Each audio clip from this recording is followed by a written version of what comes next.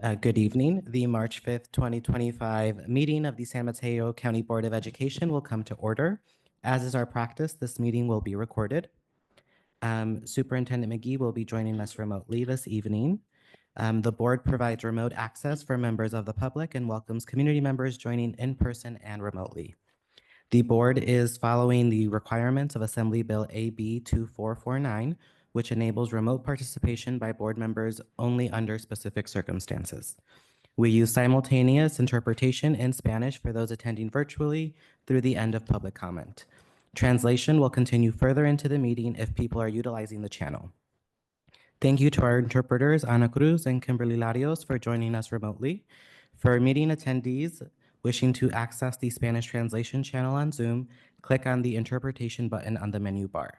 We ask all speakers to be mindful of the Spanish interpretation and speak slowly and clearly.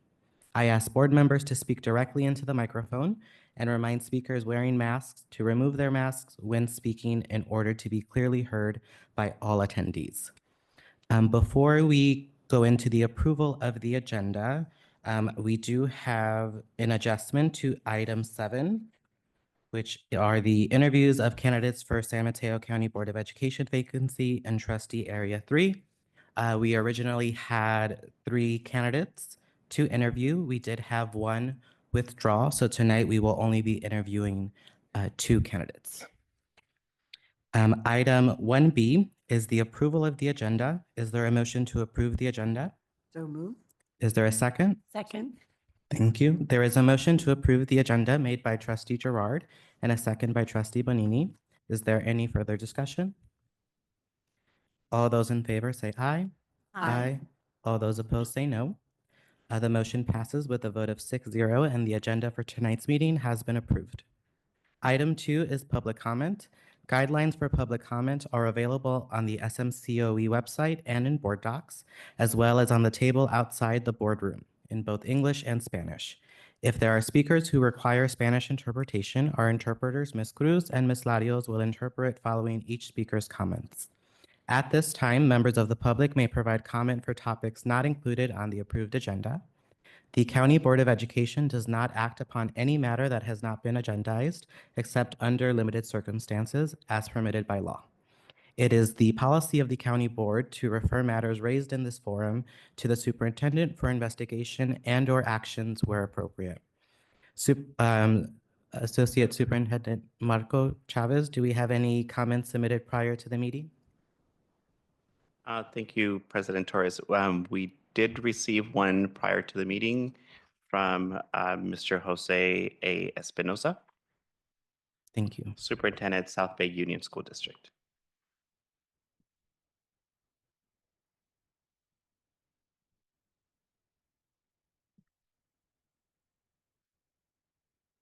Speakers are invited to make live comment and have 3 minutes to speak.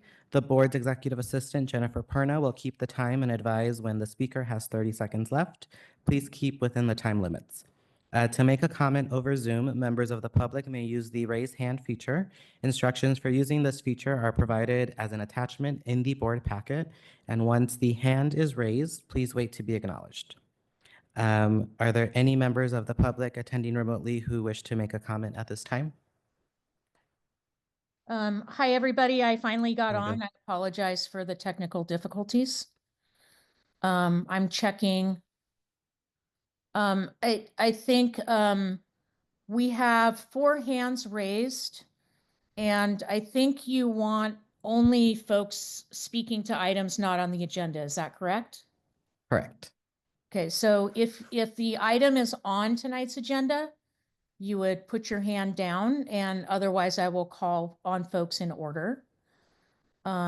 So first we have Grace Sibiski. Grace, you may speak. Hi, my name is Grace Sobieski.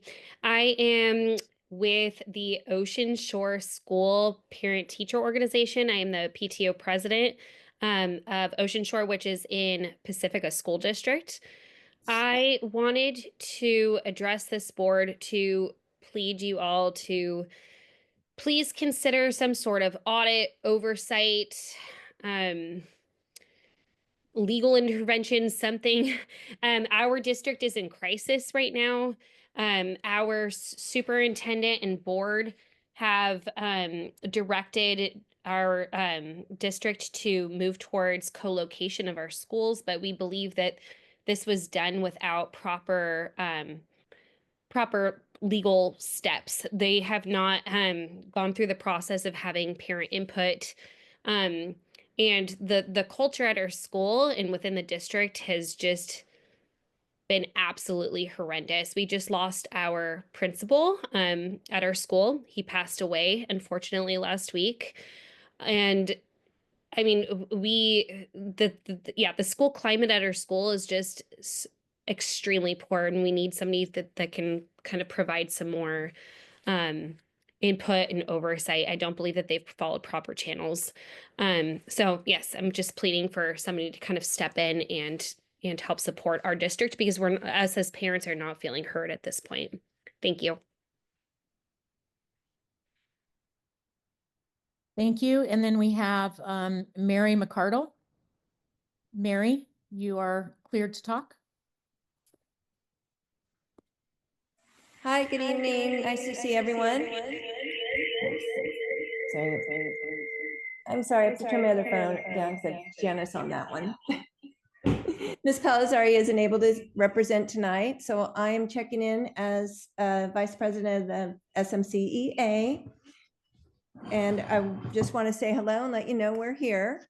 But we had a nice meeting today with the Light Team, formerly known as LMI, where labor and management get together. So our union representatives and our management team met together just to continue and build upon our joint relationships and securing them. And then the other thing I'd like to say is for the members who may come visit our site tomorrow, we're really excited to see you and meet with you. I know many of you routinely come to our site, so we totally appreciate that. And you ladies know who you are. But for the new members or anybody that's coming tomorrow, we're excited to have you. So thank you very much.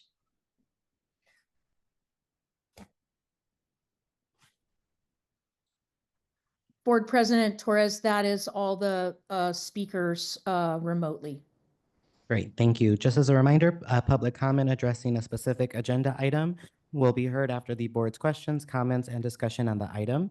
If members of the public wish to speak to a specific agenda item, please use the raise hand feature when the item is announced, or if in person, submit a card in advance of the item.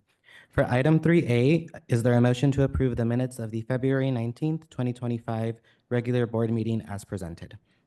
Excuse me, President Torres. Oh, We do yes. have some in-person Oh, speakers. That's right. Those, Superintendent those McGee. speakers are actually speaking on the agenda item number 7. Oh shit, you know, the whole time I had Great, thank you. Okay, thank you. it on too, so it was. No, it's good. But Okay, moving back to item 3A, is there a motion to approve the minutes of the February 19th, 2025 regular board meeting as presented? Anyways, but. Thank you. There's a motion to approve the minutes of the February 19th, 2025 regular board meeting made by Trustee Love and a second by Trustee O'Neill. Is there any further discussion? All those in favor say aye. Aye. All those opposed say no. The motion passes with a vote of 6-0, and the minutes of the February 2025 regular board meeting have been approved. Item 4 is the consent agenda. The consent agenda is not debatable and requires a unanimous vote for passage. An item may be removed from the consent agenda and placed on the regular order of business for separate discussion and action if any member of the board, the superintendent, or the public so requests. Is there a motion to approve the consent agenda? So moved. Is there a second? Second. There is a motion to approve the consent agenda made by Trustee Gerard and a second by Trustee Alvaro. Is there any further discussion? All those opposed say aye. Aye. All those opposed say no. The motion passes with a vote of 6-0, and the consent agenda has been approved. For item 5A, Kevin Baltima, Deputy Superintendent Business Services Division, will share the SMCOE budget and local control and accountability plan, our LCAP development timeline. Deputy Superintendent Baltima. Good evening, Board President Torres, members of the board, Superintendent McGee. we are providing this informational item in regards to our development of the 2025-26 budget and LCAP. Would note this process has really already started. We are in collaboration between program staff and our fiscal service staff, talking about what next year's programs and budgets might look like. We're excited to see that the new budget will be developed in the new ERP software, the Enterprise Resource Planning software. So that work will also continue. And we really provide this as information so that you understand that we are working and will complete the budget and the LCAP on time to be approved in June. So with that, open to any questions the board might have. Are there any comments or questions from the board? Trustee Lev? Just a quick question, since I'm not on the budget subcommittee, I don't know the answer. How will the board interact with the budget planning? Or the board subcommittee, rather, I think, not the board as a whole.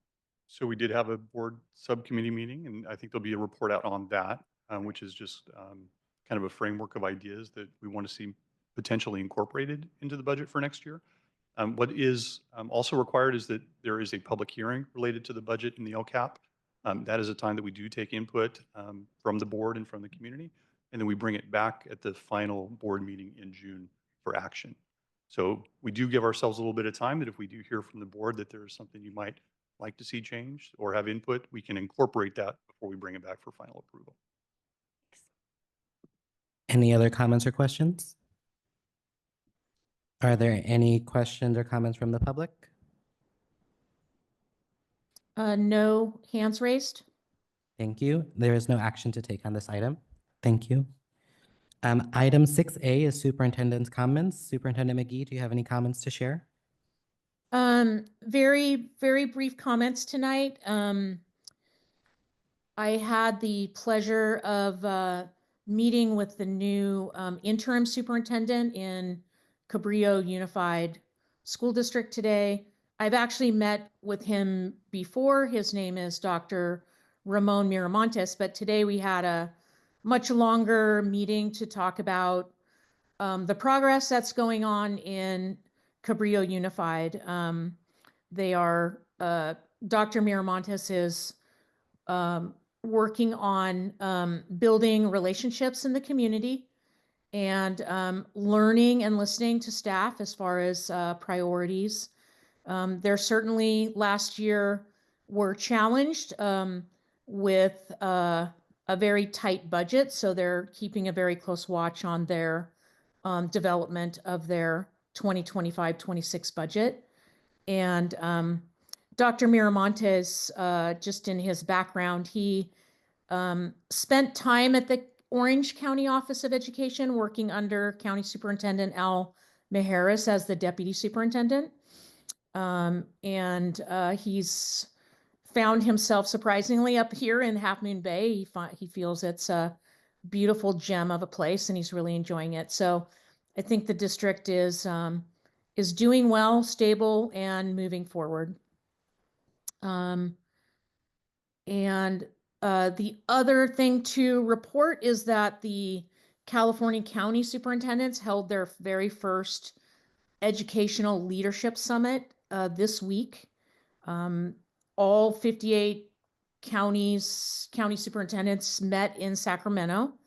It is basically a legislative advocacy event, and day one they heard from various speakers in leadership at the state.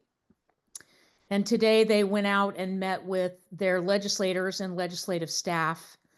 I had Deputy Superintendent Marco Chavez representing our office, and he fully participated and brought back a report on the value of the effort. So I think the county superintendents will continue to do this year after year. It is a way to show the power of our entire state leadership in advocating for students and supporting various pieces of legislation. So that concludes my comments for tonight. Thank you, Superintendent McGee. For item 7A, the board will conduct interviews of the candidates for the San Mateo County Board of Education vacancy in Trustee Area 3. For item 7B, the board will discuss and act on the appointment for the San Mateo County Board of Education vacancy in trustee area 3. Before we begin, are there any comments from the public? We do have hands raised. We have 4 speakers remotely. Vanessa, I apologize if I'm mispronouncing your last name. Kaigoi, you are permitted to talk. That was a really good job, Superintendent. Thank you. Thank Good evening, President Torres, esteemed colleagues of the board, Superintendent McGee, and community members. My name is Vanessa Kaigoi, trustee for the Sacramento County Board of Education. I am honored to speak today in strong support of Dr. Marco Durazo and his candidacy for the San Mateo County Board of Education. Dr. Durazo is exactly the kind of leader our students, educators, and families deserve: collaborative, data-driven, and deeply committed to educational equity. His impressive academic background in political science with degrees from UCLA and MIT underscores his analytical approach to governance, and his current role as a faculty member at the University of San Francisco also reflects his dedication to shaping the next generation of our leaders. But beyond his credentials, Dr. Durazo brings a thoughtful, inquisitive, and principled approach to public service. He is not afraid to ask the tough questions, those that ensure our policies truly serve the students that we serve. Whether in his role on the San Bruno Planning Commission or as a columnist bringing critical issues to the forefront, he has consistently demonstrated a commitment to accountability and transparency. His ability to build partnerships and bring diverse educational partners to the table is a testament to his leadership. Education does not exist in a vacuum, as we all know, and Dr. Durazo understands that strengthening our schools requires collaboration between educators, families, community organizations, and local government. His service on the Peninsula Healthcare District's Community Health Investment Committee speaks to his broader understanding of the interconnected needs of our students, because academic success is inextricably tied to health, well-being, and opportunity. San Mateo County students deserve an advocate who is both visionary and pragmatic, someone who leads with integrity, intellect, and unwavering commitment to equity. Dr. Durazo is that leader. I strongly urge you to support his candidacy for the San Mateo County Board of Education, and thank you all for your time. Thank you.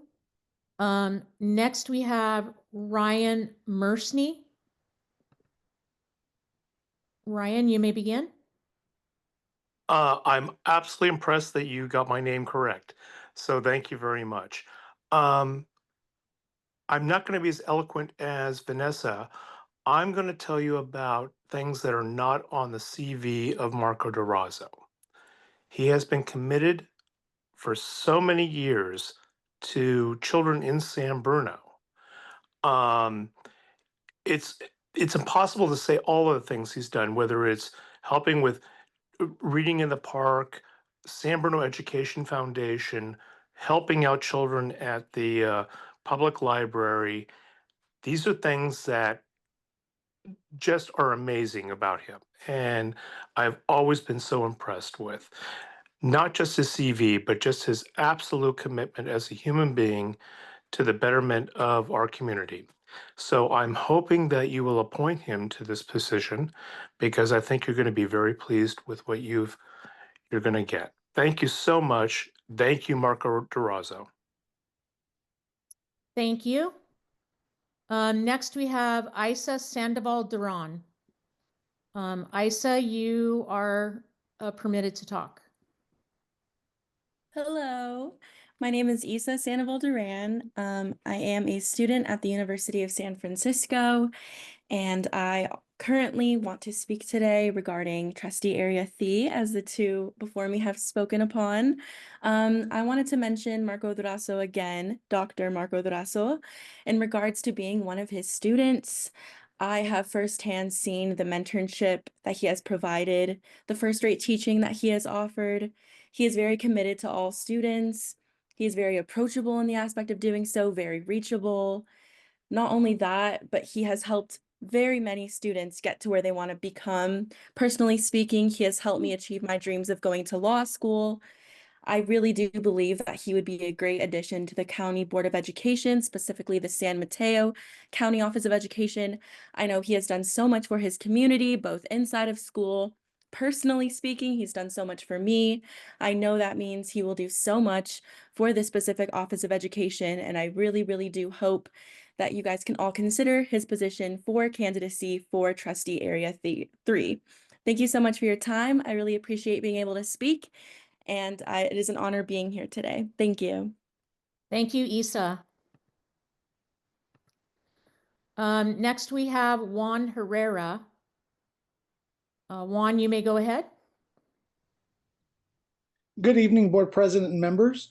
My name is Juan Carlos Herrera. First, thank you for accepting me on your platform. Second, I'm calling you to give you insight into my experiences with Dr. Marco Durazo. I'm a career Air Force veteran. Having served this incredible country for 20 years, I served under great leaders and some who had no business being in the military, much less leading airmen. A great leader embodies knowledge, advocacy, patience, wisdom, strategic thinking, and above all else, cares about the people around them. Dr. Marco Durazo is a natural leader. After exiting the military, I found myself back in school at the University of San Francisco and in Dr. Durazo's classroom. He knows the education system, how to overcome barriers, and how to advocate on students' behalf. Support matters. I am now in law school at Hastings, second year, and I would not be here without Dr. Durazo. He not only wrote letters of recommendation, but also guided me through the tough grad school application process. I am one of the many people I personally know who have been guided and mentored by Dr. Durazo. Also, little known fact, Dr. Durazo plays Santa in the community. I mean, come on, really? Who else does something like this? He cares about our community. If you value the education of children in San Mateo, and I know you do, if you value teamwork, a teamwork environment, and I know you do, and an effective and proven leader, Dr. Marco Durazo is your candidate. Thank you so much. Have a great evening. Thank you. Next, we have Edgar Ryan Silva. Edgar, you may begin. Good evening, everyone. My name is Edgar Ryan Silva. I am a student at the University of San Francisco and a resident of San Mateo County. I am a member of the Undergraduate Student Senate, its Finance Committee, and the student representative for the University Budget Advisory Committee, and am the president of the Undergraduate Law Society at University of San Francisco. I am thrilled to express my wholehearted support for Professor Durazo as a member of the San Mateo County Board of Education and Trustee Area 3. Having had the privilege of learning from him, I can confidently say he exemplifies what first-rate teaching and mentorship should be. He teaches politics at the University of San Francisco in a way where students are encouraged to think for themselves and invites them all to participate in constant dialogue in and out of the classroom. Professor Durazo isn't just an educator. He is a true guide, helping students reach their goals with encouragement, wisdom, and a genuine commitment to their success and service to their community. Beyond the classroom, Professor Durazo is community-minded, always ensuring that every student, regardless of background, feels seen, supported, and empowered. His approachable and accessible nature makes it easy for students to seek guidance, knowing they'll receive thoughtful advice and encouragement to address complex political issues and adequate access to education. Professor Durazo has already shaped so many futures through mentorship and his personable teaching. I have no doubt that he will bring that same dedication to the County Board of Education. We are so lucky to have such a passionate advocate who places students and learning first. I wholeheartedly support Professor Durazo for the San Mateo County Board of Education and am confident he will be a tremendous asset to our county. Thank you for your time. Thank you. Next, we have Juan Herrera. Juan, you haven't spoken prior, have you? I did. I'm sorry. My hand remained raised for some reason. I apologize. Okay, no worries. So we'll go to Braulio Garcia. Hello, my name.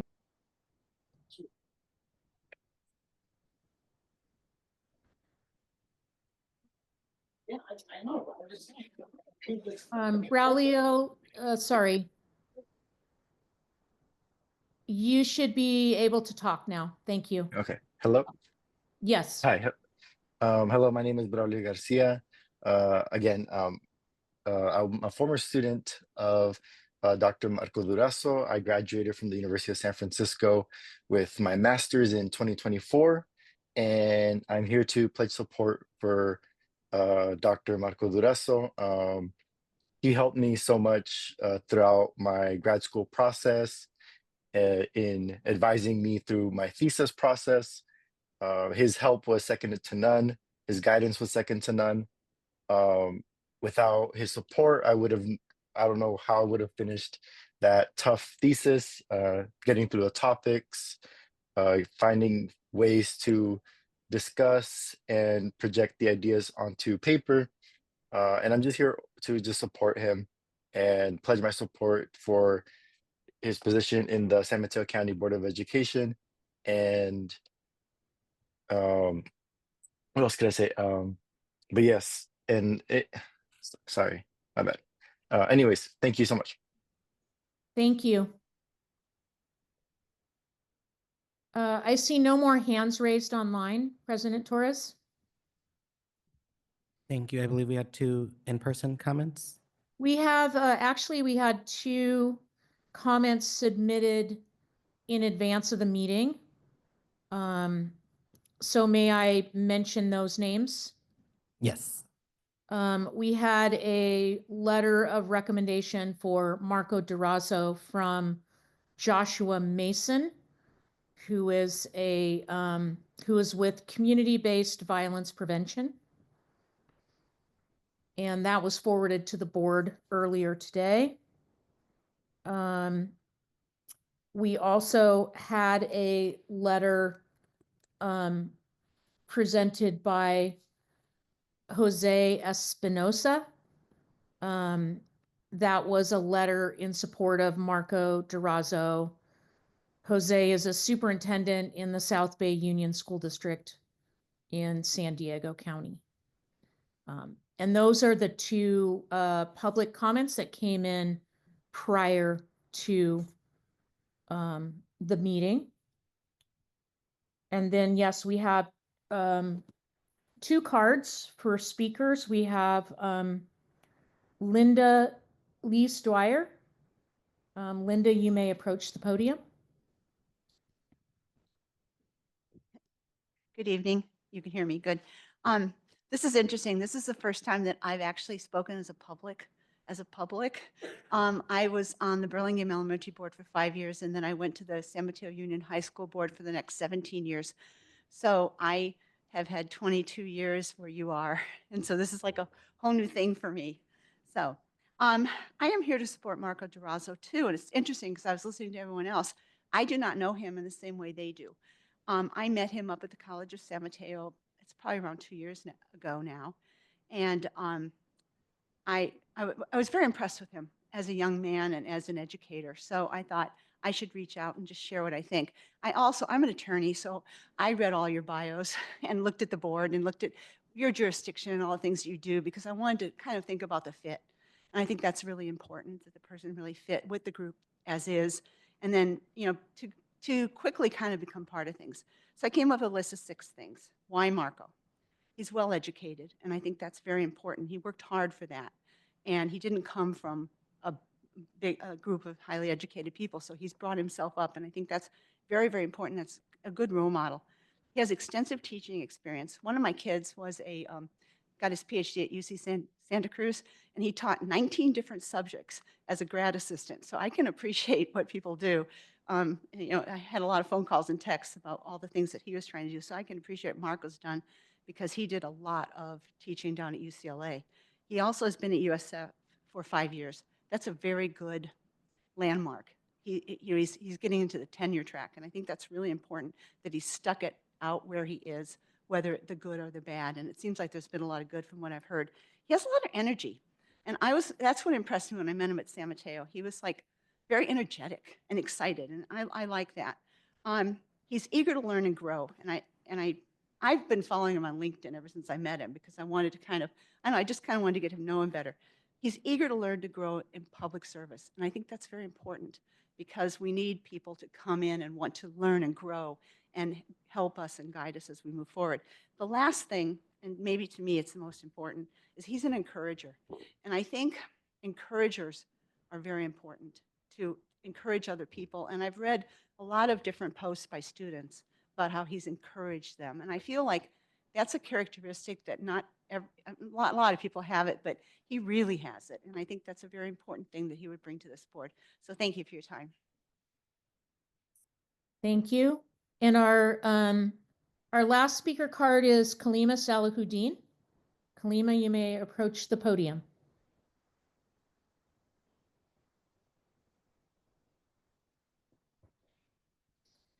Hello, my name is Kalima Salahuddin. Thank you to the board and the superintendent for giving me time. I'm a former school board member with the Jefferson Union High School District for 12 years and past president of the San Mateo County School Boards Association. And it's in that role that I met Edith Arias. I was putting on a program for parents of color who were special education parents. And I was trying to put together a really good panel, and I asked a few people, who else could I have on it with myself and Manufo, who I think you're all very familiar with. And everyone said, you have to have Edith on that panel. She's doing amazing work in South City, elevating the voices of parents, especially parents whose first language isn't English. And, you know, it's hard enough to speak special educationese, but to come at that without having English as your background makes it even much harder.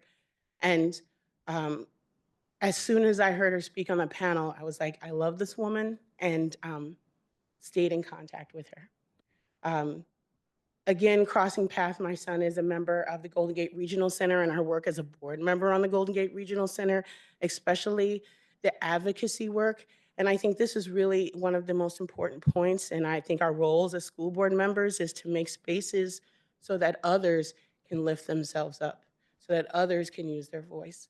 And at the advocacy meetings that she holds at Golden Gate Regional for the clients of Golden Gate Regional to advocate for themselves in front of legislators, and for my son to be able to be part of that process, to be able to speak for himself, and regardless of the outcome, feel heard.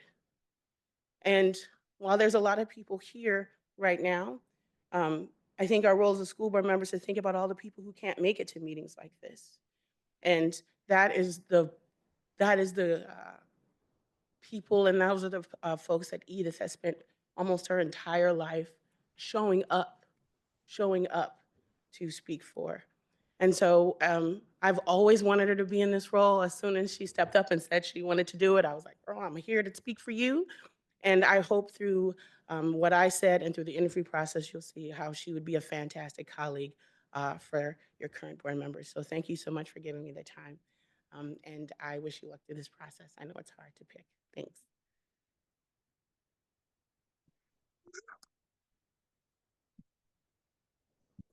Thank you. We will now begin the interview process.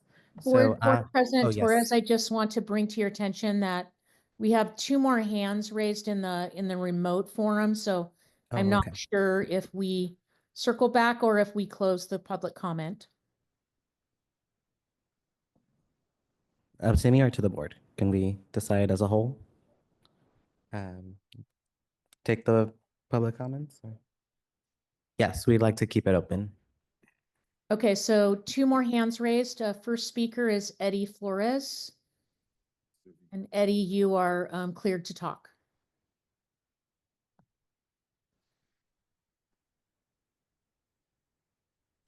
Good evening, esteemed members of the San Mateo County Board of Education.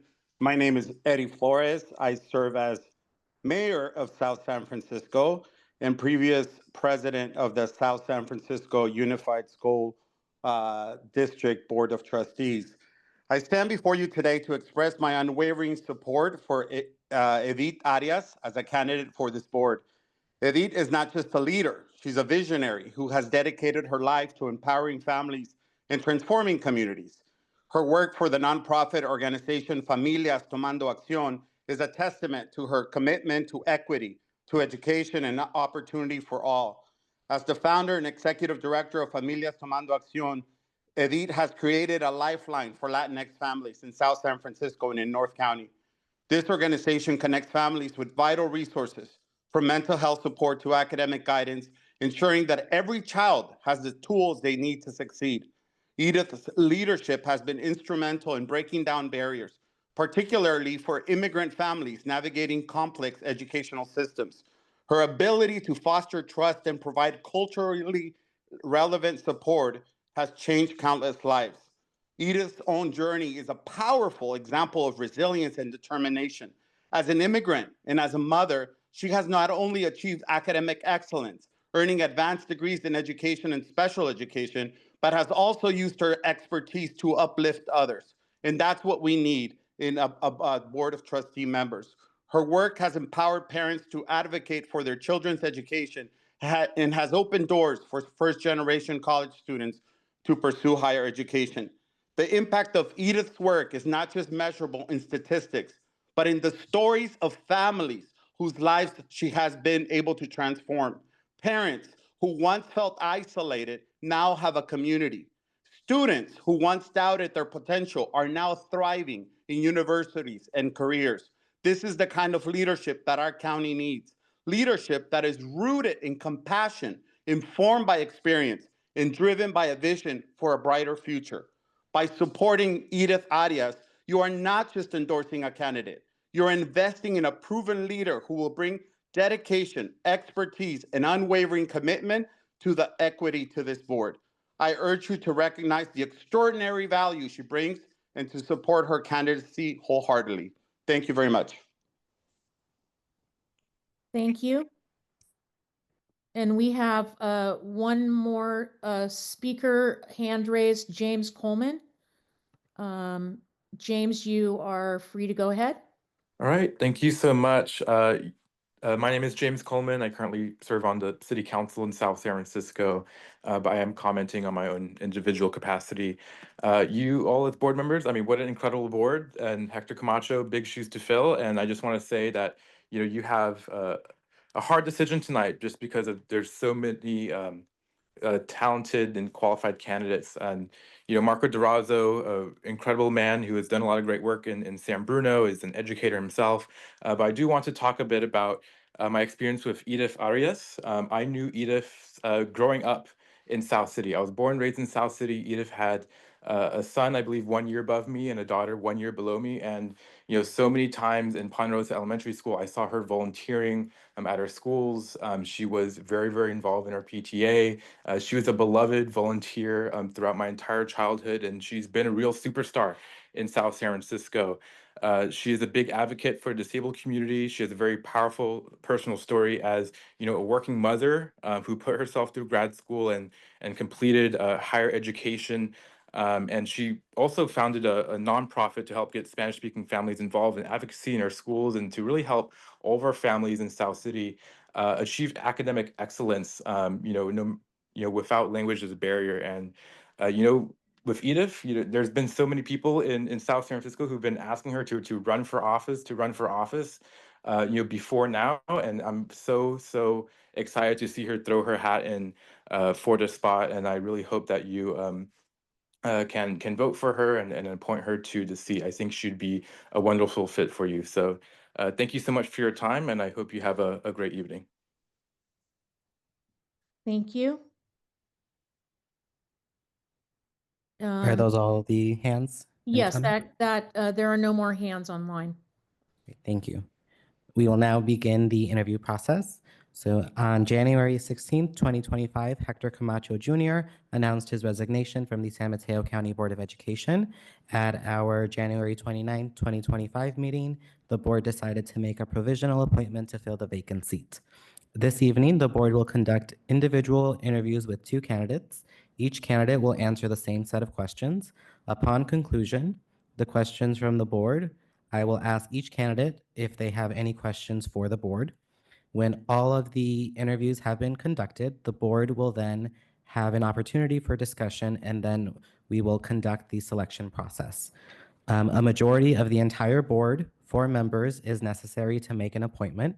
If a majority is not obtained, further discussion and voting will continue until one of the candidates receives a majority vote or the board chooses to end the voting. In consideration of their fellow candidates, the board has asked that candidates be seated in the foyer until they are called for their interview. Names will be drawn in random order, and at this time, we ask that the candidates head over to the foyer and wait until their name is called.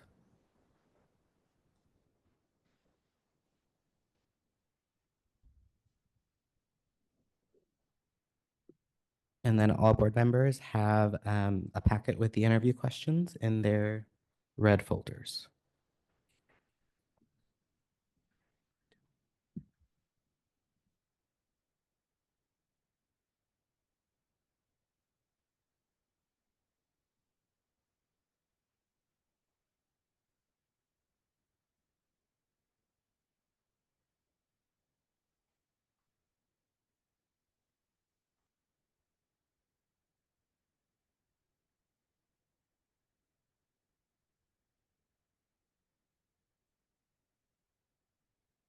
So just as a matter of process, President Torres, we are closing the doors to this room just so that we can respect the interview process. But I do want to make clear, if any additional members of the public would like to join this meeting, they're free to come in through those doors. We're just closing it for sound purposes. So thank you.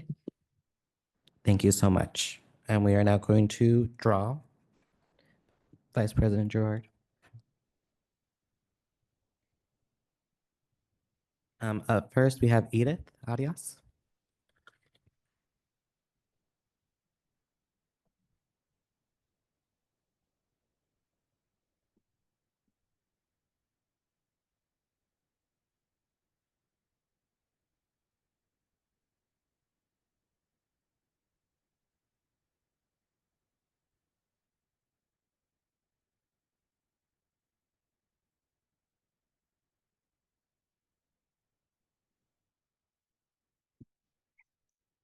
Good evening. On behalf of the entire board, I want to thank you for your willingness to serve on the County Board of Education as the representative for Trustee Area 3.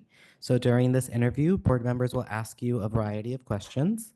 At the conclusion of the interview, you will have an opportunity to ask any outstanding questions you may have. And let's begin our first question with Board Member Alvaro. Thank you. Thank you. Good evening. Push the button and there you go. There you go. Now you're live. Good evening. So we're going to take turns asking questions and I Sure. get to be first Yeah. because my name is alphabetically first. I'm sure you're used to that, right? Yes, it's I always in the got top. Yes, they front go with rows the A. in they go with the- classes in Yes. school, yeah. Would you, first of all, thank you for being willing to put your name forward. I thank everybody who's been a candidate and I will thank them all again in a little while. It's such an amazing thing for you to offer to do this. Would you please share with us a bit how your life journey has led you to apply for this opportunity to serve on the Board of Education for Trustee Area 3? Yes, well, first of all, thank you for the opportunity and good evening to everyone. It's, I think your question about my life journey is such an important part of who I am. I am an immigrant from Mexico. I came to the United States when I was 16, so English is definitely my second language. With a single mom and 2 siblings, it was very difficult when we came to San Francisco and feeling that need of how do we make ourselves belong? Who is our community? How do we find support or even just knowing that we're in a new country, everything is new to us, really led me to, as I was moving into high school, I actually got accepted at UC Santa Barbara and several universities, and I went to UC Santa Barbara. But part of that was dropping out, being difficult to stay in college. After like getting married, having 3 children, and my first one having developmental disabilities. So that definitely showed me how difficult it was to be a young mother and having a son who needed different supports.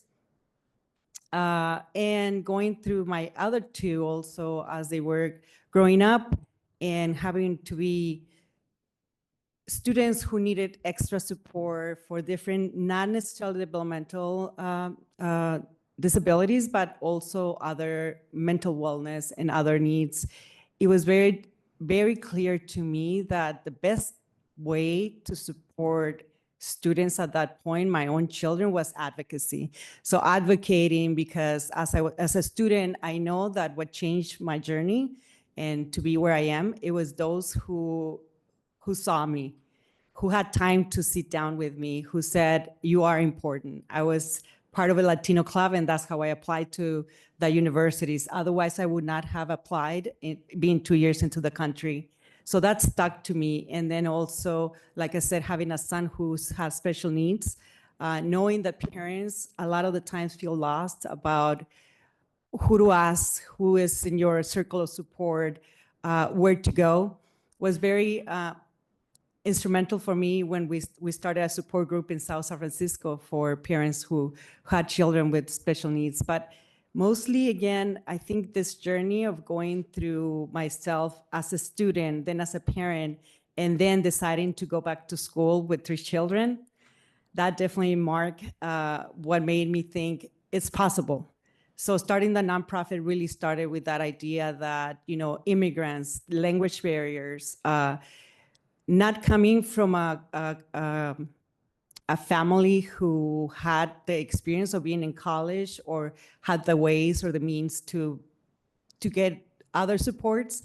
I noticed that the community itself, by feeling that that you belong to each other and that you support by partnerships with the school district, with the, city council, there was so many opportunities to have families and just students or individuals blossom from their own potential, because everyone has their potential. But I think this journey helped me to be where I am right now, funding this nonprofit and also being at USF as a student for my doctoral in education, because I saw that in my life experiences. So that's what really brought me to make the decision to be where I'm, going back to school. I think education is such a key to changing our lives, but at the same time also that, again, that community and the partnership and really seeing those that a lot of the times are unseen.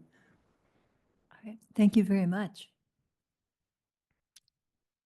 Okay, I get to ask the next question. Thank you for being here. Thank you for applying. Thank you. So the second question is, what do you see as the role of the County Board of Education?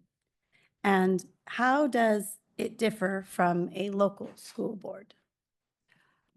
I think how I see it is that the County Board of Education is really following the strategic plan that you have, which is amazing. I think that those 4 goals differ from a school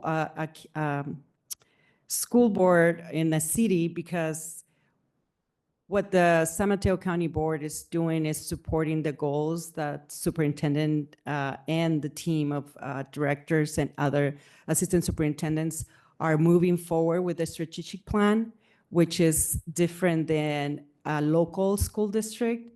The local school district manages their own schools and their own decisions are made in there. But the San Mateo County School Board has other. What I see is the difference is supporting the superintendent and the goals that are for the strategic plan that have been already placed for what's the future going to look like for those that are really overseen by the board, which is different schools or programs that you have than what the school district has. Thank you. Hi. There we go. Hi, I've got question number 3. Okay. And my question is, and I'll ask it in 2 parts. What do you think are the critical issues that significantly impact providing a high-quality education to students in San Mateo County? I think what's so important for students in San Mateo County really is looking at having a view of very student-centered, where seeing the student where they are, many of the times it's what the difference that it makes when we're thinking about the partnerships. One of the things that I see so important here is the United for Youth initiative.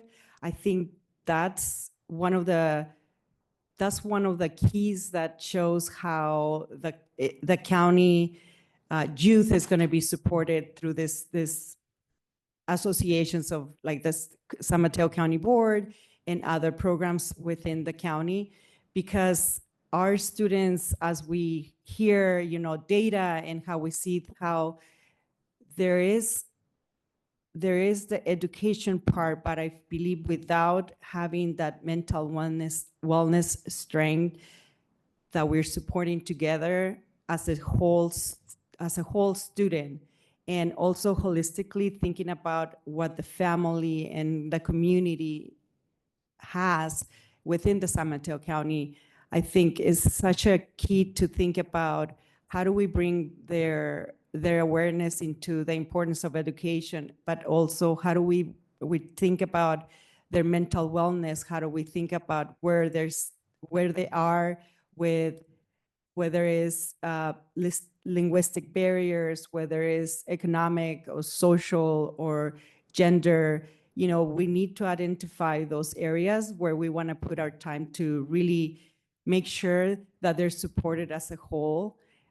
Because students in San Mateo County, there's also the idea that, it's important to not just have the school requirements of like their reports or their outcomes in their grades, but also how do we help all students to really succeed within the needs that they have. And many of the times it's even in a different way, not necessarily when we think only about education, but it's also how their life is within an individual, within their community, within people that they have as support in the community, and organizations that help them succeed, not just, again, in school, but as a whole, holistically, also together with the families and communities. And in this case, my experience again in the United for Youth with nonprofits.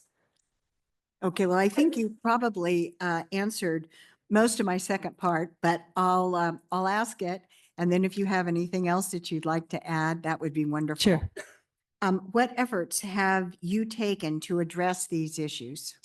Well, definitely participating. I have made myself as much as I can in a volunteer basis. I started the nonprofit based on what we were seeing in our community in South San Francisco, the need again of those students who many of the times, because of families, the language barriers made them not understand the system, how to graduate from high school, how to go to college, how to even apply for financial assistance to be able to go to school or go to a vocational. It not all the time has to be college, but what's important is what the student needed. So starting this nonprofit really supported the students to see the opportunities that were out there. And with it, we've been out in San Mateo County doing different any type of summit and conference and opportunity that we have to learn ourselves to bring back to the families and students that we serve is really a key. And I can't stress enough on the United for Youth. I'm very excited about that. Yeah. Thank you. First off, thank you for applying. And I have to admit, this looks like those hearings you see in Washington, D.C. I know I was going to go to the podium, but then, okay, I'll sit in the head chair if I need to. But I hope we're nicer to you than they Thank are you, to I the appreciate applicants. it. Okay. Thank you. So I got question number 4, as I'm sure you can count. So What would you like to accomplish as a board member? Maybe a goal you might have. What would be your highest priority and why? And the third part is, if you're appointed, how would you go about advocacy to achieve those goals and your highest priority? And one other add-on is you are part of a board. So if, let's say, you want to do something, but the rest of the board says no, you know what I mean? You have to Yes. respect that. Yes. So I'm sorry, the first question was. Oh, I'm how- sorry. Yeah, I'm sorry. I'm part of a board and I'm like, I'm I'm thinking out of that sorry. question. I understand. What would you like to accomplish as a board member? Okay. And do you want me to give you the other two, or do you want me to let you answer? Your choice. No, you can go ahead. Okay. Thank you. So what would you like to accomplish as a board member? What would be your highest priority and why? And if appointed, how would you go about your advocacy? I think as a board member, what would be important, I want to go back kind of like at the last comment you made about making sure that it's the importance of being a team, right? As a board, I feel that it is very important to have conversations, to understand each other, and even knowing that we all come from different experiences, from different background, from different even I would say priorities that we all maybe come to the idea of serving in a board. And for me, I think the highest would be, again, my own experience of hearing the stories of San Mateo County students, especially in South San Francisco, makes me feel that I want to be part of that action and being part of that solution. So very solution driven and taking action together, because I think as leaders that you are here, making decisions for really what could be a change of a life of a student, a change of a life of a family, making decisions where individuals who might have a different trajectory in how they're finishing their school, how they're finishing maybe their journey in education. But as a board, I think my priority, my thinking would be to find, doing initiatives together, finding, the stakeholders, who are they, and how are we supporting the goals that as a unity, as a board, have already been established, like the strategic plan that you have, thinking about the whole child, thinking about the workforce, teachers, what can I say? I'm a teacher. So definitely that. And also the partnerships with the community, partnerships with those who are already doing the work, because I think this work is not just done by one group as the San Mateo County Board, but can you imagine like in the San Mateo County, like so many other groups together working towards the same goal of the outcome of the students? How are they going to, they're our next generation. They are our next generation of adults and next generations of people who are going to be making decisions. So how are we supporting them now, from making sure that their experiences are valued, where they're coming from is heard, that we are supporting them in different ways and creative and new ways that at the end, again, the outcome for me would be so important for each individual student to be able to have the opportunity to decide how they want to live their adult life with a very well-rounded education, experience, mental wellness, and having to really, again, make those decisions in how these initiatives or priorities are done as a group, as a team, as a board. Thank you. Board Member Love, before you ask your question, I'd just like to remind the board that we agreed to the questions ahead of time, just to be fair and equitable to both candidates, so we can make sure to stick to the questions that we outlined and agreed upon. Thank you. Welcome. Thank Hi, you for thank being you. here. My question for you is, this question focuses on your role as a board member and representing your trustee area. If the board decided on an appeal or was involved in an issue you felt was not in the best interests of your constituency, how would you reconcile your individual role as a representative of your trustee area with your role as a member of the board as a collective body? I think this question really brings me again with thinking about communication and about making sure that at this board meetings, there's an opportunity to put things on a hold or to make sure that discussions has been done previous and during and that you give more time to think about it.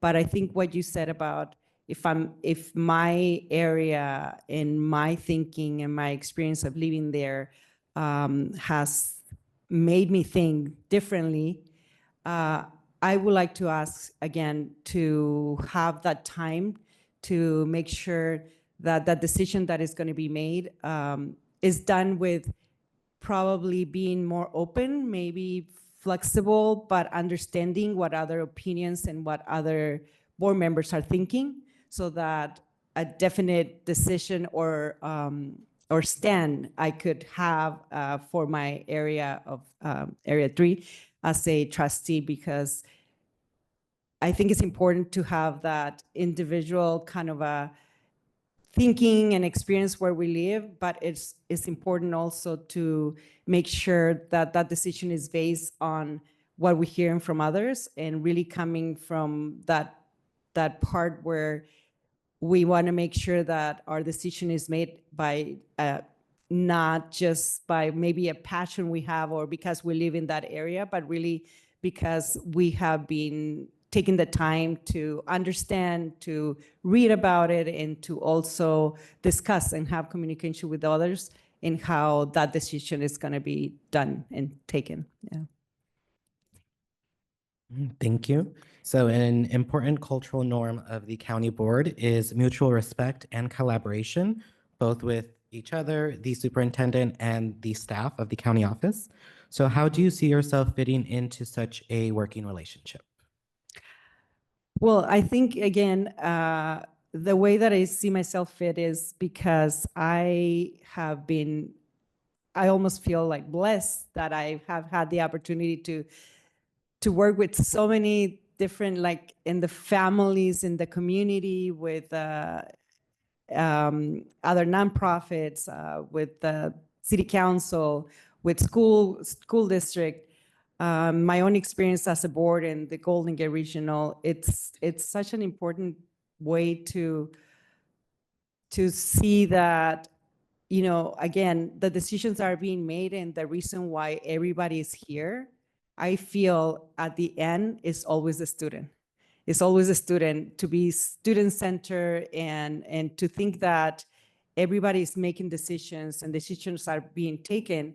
But the position of the board, and as I see the San Mateo County Board, is also to really advise, right? And to together come up with decisions, because the goals that have been set up with the strategic planning, I know that, superintendent has that, and we're here to, as a board, would be to support so that those are being moved forward and those are being done the way that they need to be taken as some of the wonderful, I think those 4 goals that are there, I think are the key really, and student center and as one of the main ones that I think.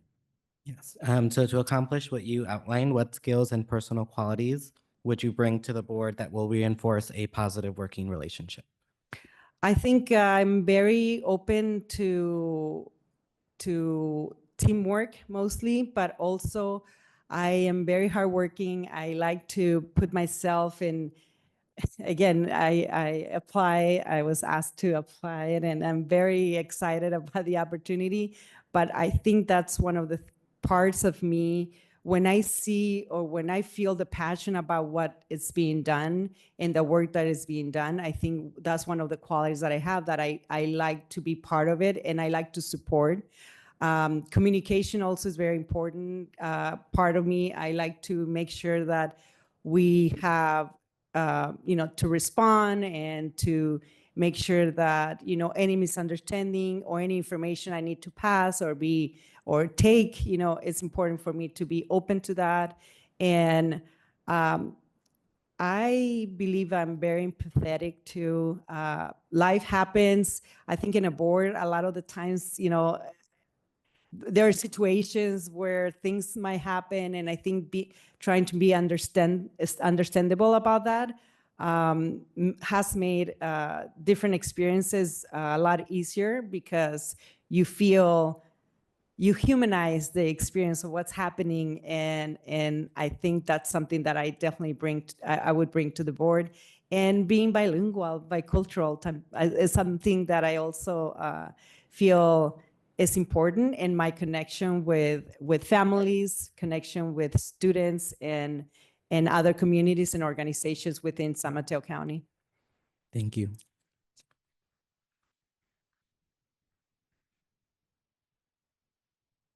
So, Ms. Arias, our youth commissioner, Bethany Zhao, is not able to be here this evening, and so I get to pretend to be Bethany for a Okay.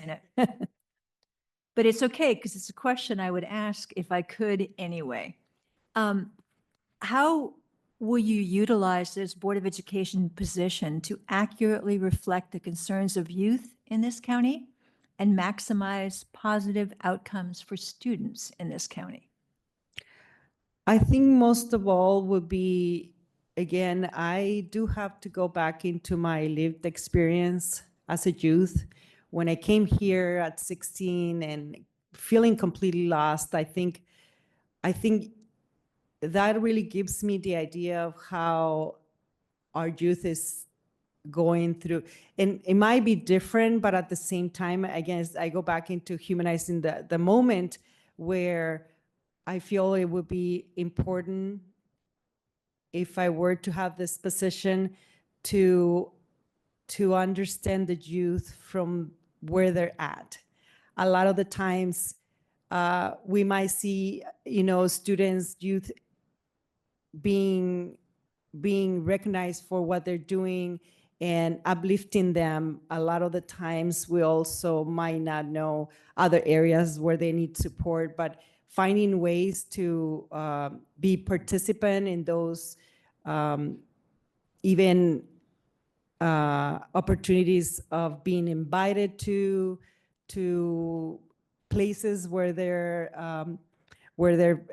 are, the youth, and also just really thinking about how important it is to think about the areas of being bilingual, being bicultural, having, their gender identity, and being really focused in how youth might be asking for help or not, is going to be something that I would like to bring into account, if the need of being present where they're requiring the presence of someone who is a trustee in the board, or how they might be able to really asking for help, like being able to be there when they ask for help, and then the ways that they might ask for help. All right, thank you very much. So now we've reserved some time here at the close of the interview to hear any questions that you may have. So do you have any questions for the board at this time? I think one more than a question, but yeah, it is a question. I would really like for any of you to share the highlight of you being in the San Mateo County Board of Education. What was this important thing you experienced being here? Who wants to take that on? That's a tough one. She's pointing at me. You want me to take it? Yep. I think I'm thinking back 30 years here, right? So you got to give me a minute. I think what amazed me and struck me the most I thought I knew what coming onto this board was about. I did my homework. I interviewed everybody, and I thought I understood what the governance team was. And I think I kind of did. But what I didn't realize was how important our work was right at the level of the individual students Mm. that we served. You know, going into juvenile hall for a graduation. And I learned how to wear waterproof mascara, I'll tell you that much. Going into our special needs programs, of which we have many, for ceremonies or celebrations. Hearing from the students themselves what the programs we brought to the table meant to them. So to me, that was, I mean, obviously there's been other things, but you want to know the one big thing, that was it. Definitely. Thank you so much. Yeah. It's- Would you also like to add?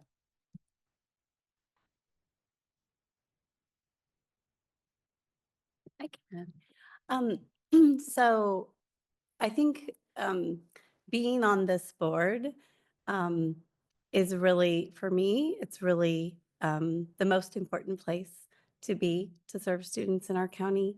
And I think that one of the highlights for me is just knowing that if I'm passionate about an issue, that I can highlight that issue. I can talk to, you know, my board in meetings and deliberate and offline if it's not, you know, a violation of the Brown Act, things like that. But that I feel like I have the ability to help steer us in a way that aligns with my values and with the things that I care about a lot. And I have a lot of alignment, I would say, with your focus with students with disabilities and special needs. I too have a child who has some issues like that. And so being able to learn more and become a better advocate on not just a local level, but on a state level or a national level, and being really intertwined with the issues that are going on, that's where I find my joy. Thank you. Thank you for sharing that. Wow. So inspiring. Well, I think I wish I could say I had one highlight. I've been around a long time, and but I think if I really was going to say a highlight, it is the ability to do the things that we can do for students, and that changes. You know, as we go through, we find many opportunities to serve the community and to serve students. And we serve the students that nobody else really is interested in. I hate to put it that way, but that's the way it is. We serve the students with special needs. We serve the students that are in trouble with the law. We serve the students that have mental health issues. Not that there aren't mental health issues all over, there are. But we serve a special focus of students. And so to be able to be on a board that can develop, and along with the superintendent and the county office, programs that can enhance and serve these students is invaluable. And, you know, we have to look at equity. There's so many things that we have to look at constantly as we're doing our job as county board members. And every single one of us has our own special little niche that's in our hearts. But the bottom line is we need to serve every single student and make sure that they're getting an equitable education and are heard. Yes. Thank you. Thank you for sharing that. Would anyone else like to answer? I've been here 2 months. I've been here 2 months, so the highlight was when I get to the meeting on time and figuring out the traffic, okay? That's a good highlight. Yeah, but I was on a local school board for 14 years. And so I have a lot of good memories for that. and what we remodeled 6 schools on time, on budget. Wow. I'm real happy is that I was instrumental in getting the 4-H farm in Pacifica started on the school property. And and subsequently, San Francisco and Daly City's 4-H closed and now bring their kids down there, and they raise their barn animals and everything. And because they were there, the community garden also started at Lindemar School, and it's a whole ecosystem now. The stuff from the animals is being used over there, and it's just like, and they found an aquifer for the water at that school. So it's just that kind of like one of the things I remember from my local school boards. Wow. And I was, and again, I'm quite happy to get here on time with the traffic because as Jennifer told me, I travel the furthest of any board member. Okay, thank you for sharing. Wow. Thank you. Do you have any other questions? I think that will be all. I just, got inspired for what you all share right now. And again, I just appreciate the opportunity even to be sitting here with you and being interviewed. And I think that's all my only question. So thank you. This concludes your interview. We thank you again for your willingness to represent Trustee Area 3 on the county board. And we appreciate the opportunity to get to know you better. And whatever the outcome is of this evening's deliberations, we encourage you to continue your advocacy and all of your work with the families, with the students, and the schools in the county. Thank you. Thank you. Thank you.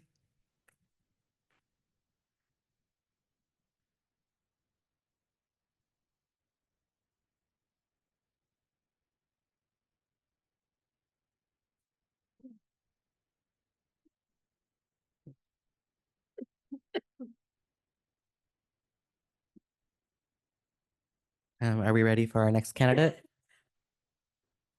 Yes, we're ready.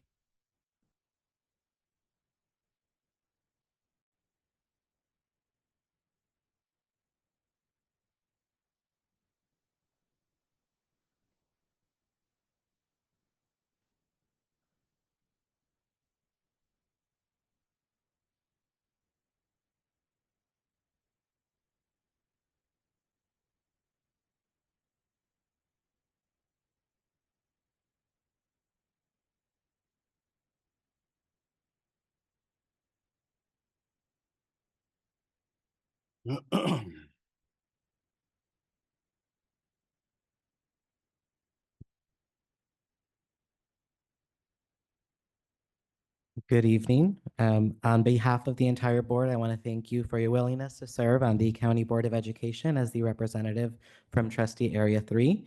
So during the interview, board members will ask you a variety of questions.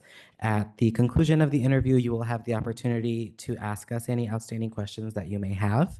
And let's begin with our first question from board member Alvaro. Thank you. Good evening. Thank you for being willing to put yourself forward for this candidacy. Thank you. My question is, if you would please share with us how your life journey has led you to apply for the opportunity to serve on this board. Thank you for the question. And before I get started, thank you to everyone for the opportunity to interview tonight. It's really a question of a why. As I shared when I initially applied, I feel like there's an echo. Am I speaking too close to this? Does it sound good? As I shared when I applied, I was a child of an immigrant mother who came from Mexico. My mother has a 6th grade education. She came to the US for economic opportunities, but correlated to that are educational opportunities. Fast forward the story, I graduated high school under a 2.0. So I was at the moment where I didn't know what I wanted to do with my life. I thought about going in the military. I had a job making pizzas at Little Caesars Pizza, and I was making $4.35 an hour. I was frustrated. I was disillusioned. I was upset, and I didn't know who to be mad at. I was upset with myself, but I didn't know who else to be mad at. I was encouraged to go to junior college. I went there and amazing things happened. There was resources available for me to succeed. There was opportunities for me to develop the skill sets and the interventions that I lacked K through 12. It was challenging because I tested into the lowest level math. I used to have a little book that the pages came out of that the math was probably equivalent to what a third grader would have. And I remember being embarrassed carrying the book around. So I would go work on my homework secretly because I didn't want anybody to see me with the book. And then I had academic success and I felt good. And I ended up going to University of California. But as I stepped back, I realized that the congratulations, I owed myself a congratulations for working hard, but it made me think holistically of how those things happened. And the fact that resources were available, the fact that there were standards and curriculum and interventions for students who were coming to the institution with remedial English and math skills, the fact that there was money available to make tutoring labs and keep them open 6 days a week, that wasn't by accident.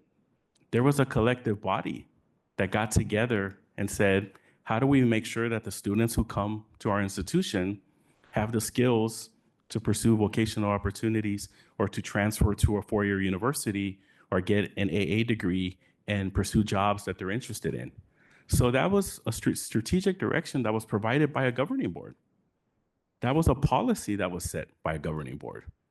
There was resources that the governing board allocated to make sure that strategic direction was facilitated by available funding. So it made me it made me proud that I was able to accomplish that. I have ambivalent feelings about being an outlier, but the more time has passed, I realized that there was a lot of entities and a lot of collective effort to make those things happen. It wasn't just one individual. So I remember graduating, and the first thing my mom told me was, congratulations, you'll never have to cook and clean for anyone, right? You'll be able to kind of chart your own course. And when I was at junior college, the question of why, I remember receiving a $2,500 scholarship, and that felt like $1 million to me at that time. I think I bought a laptop, I paid tuition, and I bought some books with it. And the college said the funder, so they had a lot of great relationships with philanthropy as well. So the college said the donor would like to, it was me and 10 other students. The donor would like to meet with you and have lunch with the 10 students that were given scholarship. So we went and we had lunch with this individual, and what she shared with us, and there was not a dry eye in the room after she shared her story. She told us that she had survived the Holocaust. She was 6 years old. And as Allied forces, Germany surrendered, and as Allied forces liberated the concentration camps, she was 6 years old. And she was malnourished. She lost consciousness. She was on the verge of death.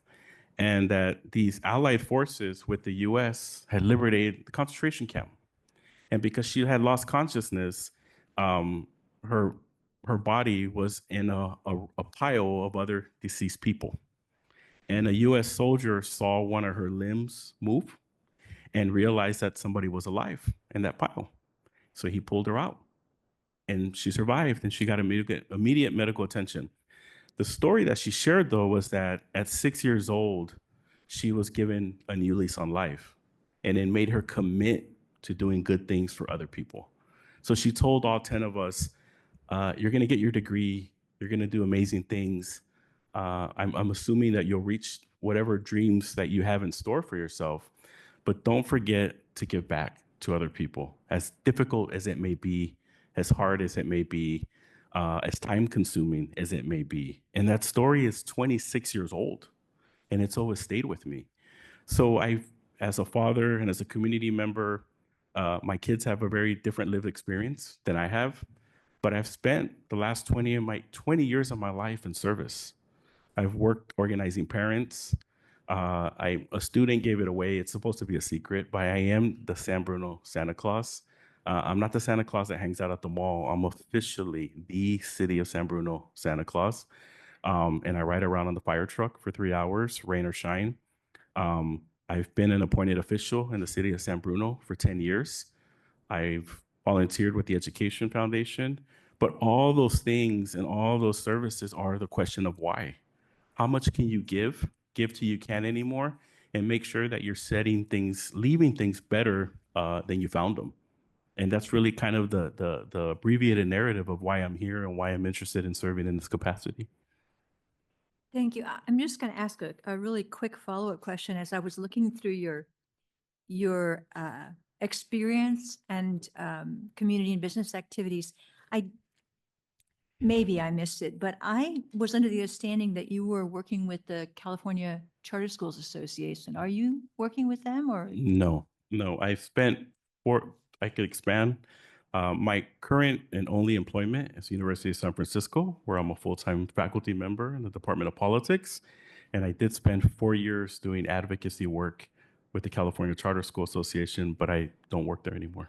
Okay, I was just curious because I didn't see it on the page and I thought, well, maybe I made a mistake. So, all right, thank you very much. Of course.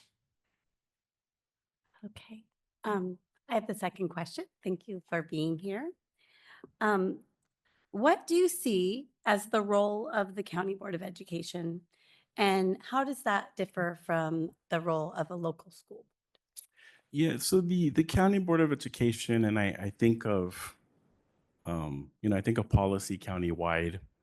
I think of providing strategic direction.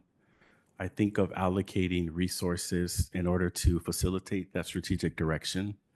I think of a County Board of Ed concerned with and focusing on special educational students and special needs. There is a relationship that rests with the county that doesn't rest normally with the local district, and it has to do with charter appeals. So, I look at the county as doing things on a larger scale, making decisions about how funds are allocated, local and federal funds are allocated to school districts. At school districts, I see more localized activity. They have their own elected bodies. They evaluate and hire and sometimes dismiss their own superintendent. They set policies for their district and school levels. So there's definitely different organizational capacities.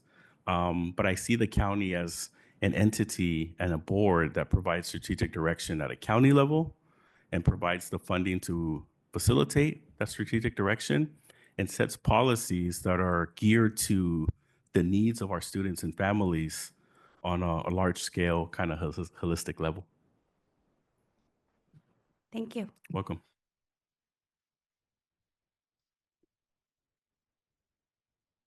Second time I did that tonight. Thank you for being here. Thank you. And my question is, what do you think are the critical issues that significantly impact providing a high-quality education to students in San Mateo County? And what efforts have you taken to address these issues? Yeah, so thank you for the question. And that can be a dissertation topic. When you're thinking about the achievement gap, a lot of folks don't realize that the achievement gap starts very early on. It doesn't manifest itself in high school. It doesn't start in middle school. It starts when kids, sometimes I would argue when kids are still in the womb. It has to do with parents' social capital. It has to do with parents' educational level. It has to do with parents' linguistic ability. It has to do with the way parents navigate the educational system when their work obligations allow it. So I think there's definitely an achievement gap that's rooted and definitely related to SES. I teach a course. I'm teaching a course now on juveniles. It's called Juvenile Justice. And we look at some literature that's pretty sinister, right? You think about the school to prison pipeline. There's literature that says by 3rd grade, you can look at a child's math and reading scores. You can do regression analysis, and you could pretty much predict whether as a society we're going to have to incarcerate that person, that child, when they're an adult, right? So there's these interventions that start, there's these needs that start very early on. We all know there's a housing crisis, and a lot of our families can't afford to live here. I've worked with students who were housing insecure. I've worked with students who were living in a one-bedroom apartment with 8 people in there. I've worked with students who were sleeping at the park overnight because they had nowhere to go. You know, my wife is from the Bay Area. Had a, you know, you look at pictures when they're 8 years old and everybody's around the birthday cake, cousins, uncles, all those people can't afford to live here anymore, right? Or you have families that are living, and I don't know the legalities of this, but they're living in the East Bay and they're living far away and they're making these long commutes just to provide some stability for their kids. There's a lack of resources, or there's inequity in resources. I'm from San Bruno. I ran for city council in 2017. And the relationship between the school district and the city council was one that I thought was important, to the point where I was getting messages saying, what are you running for? School board or the city council? Are they different? They have different roles and functions, but at the end of the day, they're entitled with the best interest of the community. And part of the best interest of the community would be the children of the community.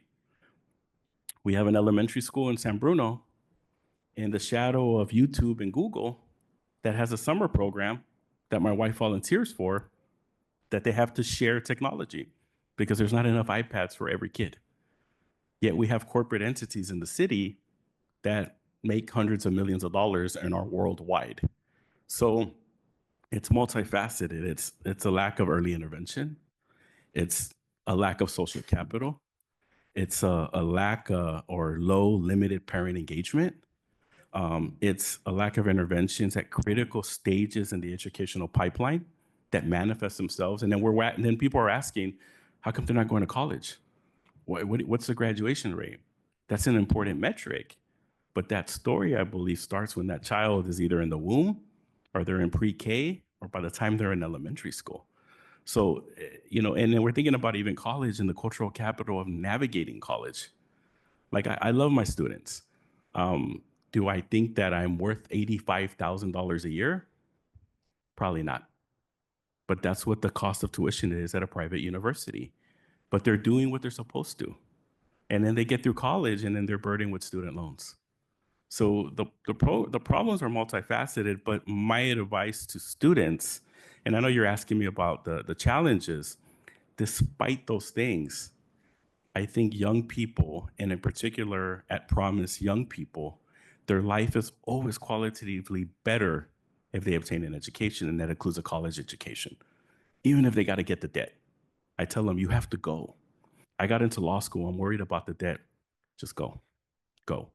Because you, your family, and multiple generations will be better served because you obtained that education. So the problems are multifaceted, but at the end of the day, I still, with all my heart, believe that education is an equalizer. And it's changed my life. My mother was a custodian. It was an honorable profession, but she pushed a mop and a broom 6 days a week. I get to show up on campus and talk about literature and discuss books and answer student questions. That's growth from one generation, right? So those things matter, but they're definitely real challenges to getting students to where they need to be as adults. Thank you. Thank you. Hello, thank you for coming. Question 4, what would you like to accomplish as a board member? And it's 3 parts. Do you want them individually or do you want them all at once? Let's do them all at once. Okay. I'm feeling eager. What would you like to accomplish as a board member? What would be your highest priority and why? And if appointed, how would you go about your advocacy? What would I like to accomplish? I think on a large scale, theoretical scale, I want to disrupt the school to prison pipeline. I want to make sure that we're intervening early and we're intervening frequently, and we're providing students the opportunity to have some kind of option when they finish high school. They want to go to college, I think that's fine. If they want to trade, I think that's fine too. If they want to go into the military, that's fine too, but they should be in a position to have options, not a lack of options, right? So when you're thinking about lack of intervention when they're young, family unable to support them, housing insecurity, low SES, limited language skills, probably linked to disciplinary issues. That's what the school to prison pipeline is. So they're getting in trouble and they're getting expelled and they're getting suspended when they're young, and those things manifest when they're when they're older. And then as a society, we have to incarcerate them. Right? So there's a reason why as a society, we spend more money incarcerating people than we do educating them, because that's a policy problem. So to me, it's like, how do we disrupt this system where we're incarcerating so many of our young people, we're not sending them to college, and then they're leaving our institutions with a lack of opportunities? How do we disrupt that system? Highest priority is, TK elementary intervention. If they're behind in grade level in 4th grade, 5th grade, when they're going to middle school, they're going to be behind when they go to high school. So when they're in high school, when the people start asking them about college, they're 3 to 4 years behind in grade level. They're not going to go. Community college is a great option. I'm a testament to that. But that intervention has to start early. I did a lot of youth development. We took the kids on field trips to Stanford and Berkeley. I think it's important for kids to see these universities. I think it's important for them to go into the college store and buy some gear. I think it's important for them to envision themselves at a university. But if they're 4 to 5 grade levels behind where they should be, those things are pipe dreams at that moment, because the intervention didn't happen early on. And the resources weren't placed, strategic direction was not given, and the resources weren't allocated to get them on track early on. It's really hard to do that when they're in 10th and 11th grade. So I think disrupting this kind of pipeline that funnels students into so many different places other than where they should be academically is what I want to achieve. And it's probably the highest priority to intervene early and intervene often and provide high quality resources, high quality curriculum, great teacher training and development, great external partnerships, philanthropy to really be innovative. When I ran for council, I got told, stop talking about Google, right? Why do you keep bringing Google up as if those partnerships belong to individuals? Those partnerships belong to the community. Google, I'm on the planning commission. Google and Facebook, they have more so Google, they have a huge imprint in the city. So that those benefits should come to the entire city, not specific gatekeepers. So like what can they do to help the schools? What do they want? They want us to name one of the schools after somebody? Put the name up there. If that means that they're gonna provide 21st century technology to the kids, let's make it happen. Does that mean that the kids aren't gonna be sharing iPads in a class that's about robotics? Put the name up there. Let's develop that partnership. Let's make it happen for the benefit of the kids and the families. So my highest priority is early intervention. And I think at the last part of the question was about advocacy. If appointed, how would you go about your advocacy? Direct engagement, direct need, direct requests to fulfill and help partner with some of the urgent needs facing the kids of this county. Connecting with elected officials, as I shared when I applied, some folks in the community don't think there's a problem in education. Some of them say, my kids have already aged out. Why is it relevant to me? The school looks like it's fine. Things like that, they're great, but they don't know the data. They don't know the fact that a majority of the kids from specific sectors of the city are leaving our elementary schools and not at grade level. So those stories have to be told. That work has to be done. Those meetings have to be requested and brokered, and have to get creative about how, I don't have to say this because everyone here knows it. How is it that we live in the midst of wealth and our schools are underfunded? How is it that we live in the midst of technology and we don't have enough technology for the kids? That's a policy disconnect, right? How is it that we live in the hub of innovation and the kids don't know how to code and they don't have the resources to learn those skills? That's a policy disconnect. So how do you work and put the effort in to align that policy with the county strategic plan, with the desire of a collective board? And how do you really leverage those benefits for the benefit of kids? There's a lot of work to be done, but I think it's a multi-step process to do that. Thank you.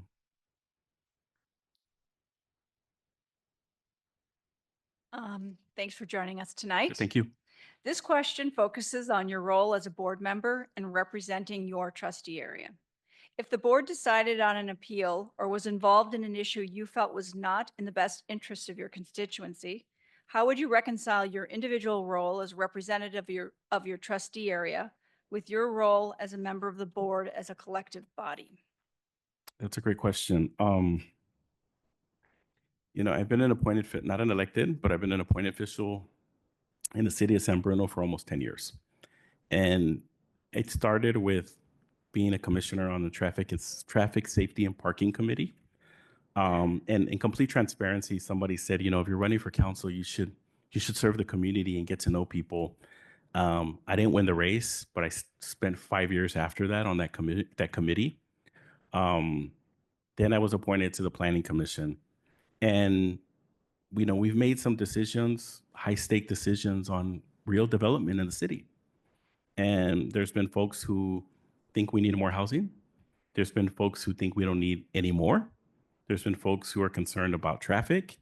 And I've gotten my share of upset, hostile messages. I approve the development with the board, not just myself. And I remember getting a message saying 2 words on Facebook Messenger: sell out. And I wanted to follow up on what that meant. How do you sleep at night?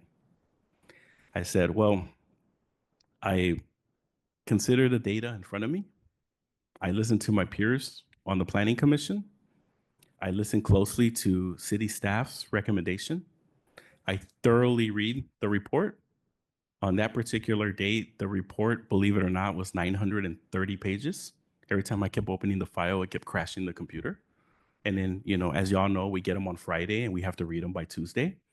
I listen to the public comment. So those processes are there for a purpose, so that we have equal opportunity to express how we feel.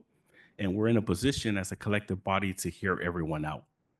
And then after all that, I listen to my peers and I place my vote in the best interest of what I think is the best interest of the city. So my response to that comment is, how do you sleep at night? I said, like a baby, because I made the best decision with the information I had, best decision in the interest of the city of San Bruno. And I listen to everyone, but I can't be swayed by a small minority. I have to hear the entire thing. It would be a dereliction of duty for me to commit myself to something without reading the report or without hearing the city staff who does so much work to prepare a recommendation for us. So I've been there. I've been the recipient of different comments, but as long as I feel that I'm doing things that are in the best interest of the county, best interest of the city, families and students, and in alignment with what my colleagues on the board believe, yeah, just like a baby, because it was in the best interest of the community. Thank you. An important cultural norm of the county board is mutual respect and collaboration with each other, with the superintendent and the county staff. How do you see yourself fitting into such a working relationship? It's a really good question, and I think somebody has to humble themselves a little bit when they join a collective body. There's a lot of wisdom and a lot of experience on a collective body. When I joined traffic and safety, I didn't understand the engineer studies. I had trouble grasping. People came in and said, "Hey, the traffic is really quick in front of my house. I want a speed bump." I said, "Give them a speed bump, right? I want to please the community." And then an older, more experienced commissioner would be like, "Wait, whoa. Like, you can't do that. You got to read the engineering study. We got to hear what the engineer says. We got to understand the history." And sometimes people want speed bumps, and then 6 months later, they come back and say, "Take out the speed bump." And I'm like, "I don't believe you." And then it happened, right? So I think what I'm saying is that you have to, the next person that sits on this board, for lack of a better word, is the rookie. You have to understand the wisdom that's part of the board and at the table. You have to get a collective sense of decisions that have been made over many years. You have to rely on your peers on the board to help you not go astray, right? I heard a concern, I heard a request. I was like, "Give them the speed bump," and not so fast. You're making a mistake. just hear out the process of why we can immediately satisfy that need, because we might be doing more harm than good. So I think learning, how to navigate those things, learning how to quote unquote ride the bench a little bit and really rely on the wisdom of folks who have been doing this for a long time is important. I think hearing different perspectives and being mindful of the wisdom and the experience that really informs those perspectives. And at the end of the day, I've also been on the losing end of 5-1 votes. At the end of the day, I just remind myself, folks are here because they care. They care about the development in the city. They care about the traffic issues in the city. And it's true then, and I think it's true tonight. I think everybody here could be doing something else right now. But they're here because they care about what they're doing. So there can be disagreements, there can be differences, there can be different votes. But at the end of the day, we're collectively trying to do the best for the city. And I feel like that is enough for me to understand and really accept folks who disagree and vote in different ways, and also doing it respectfully. Like, I've learned a lot from the people that I've served with in different communities and different committees over the last 10 years. I mean, we've had police officers on there. We've had in planning commission, we've had architects. I'm not an architect, but I was able to learn from the people who do that kind of work 40 hours a week. So I think understanding, being humble, I think being coachable, I think being vulnerable, I think being willing to learn, and I think being willing to be receptive to the amount of collective experience that's already on a body when you come on board, I think are all important things. And I think at the end, realizing, if this team is working to do the best, what's in the best interest of the community, I'm down to be part of that team 7 days a week. And in order to accomplish that, what skills and personal qualities would you bring to the board that would reinforce everything that you outlined and our positive working relationship?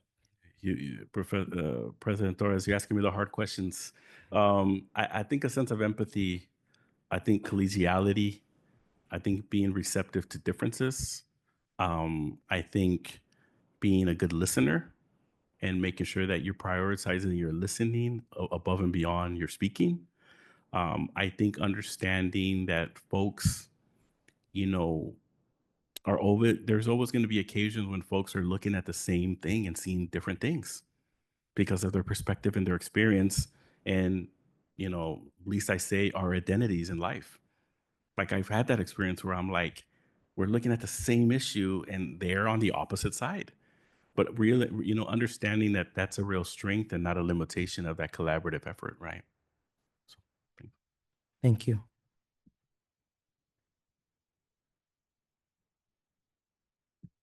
I get to have a second turn because our youth commissioner, Bethany Zhao, was not able to be here this evening.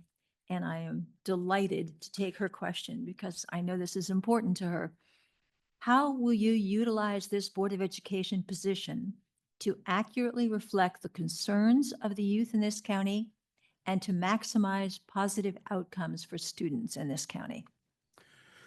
I really value that question because of the work I do. And a lot of, I spent over 10 years in youth development in LA and San Francisco running after school programs. As a professor at USF, I don't know of any other professor who puts their cell number on the syllabus, right? I'm part of that generation where if you want to reach me real quick, send me a text. And if I'm in the moment, I respond to it.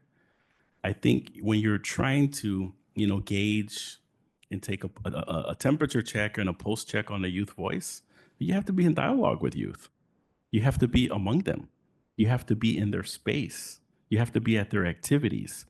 That also means that, and I do this with my students, you have to be mindful of power and hierarchy and minimize that as much as you can. You can't come into their space and, and always wear the hat of the expert. You can't come into the space and always tell them what's what. By default, you're going to share that because of, I will own that because of my age and my title as a professor. But at the end of the day, are you attuned and engaged with young people? Are you hearing what they're saying? Are you spending time where they spend time? Not in, even coming into my office, it's a power differential. I'm there with the professor title, with the books on the wall, and they're sitting at my desk. It's already a power differential. That's not equal. So you have to spend time with them. We just finished a great piece of literature in a class I'm teaching about the school to prison pipeline. The bulk of the methodology of that book, it's an ethnography. And I tell my students, what does that mean? It means that this researcher spent 6 to 12 months with young people in Oakland to observe their lived experiences in education, with the police, with one another. So you have to spend time with them, right? And you have to think about your status. You know, everybody, a lot of people at a university, they want to always be the smartest person in the room. And sometimes that's really helpful. But when you're trying to engage young people, it's really hurtful.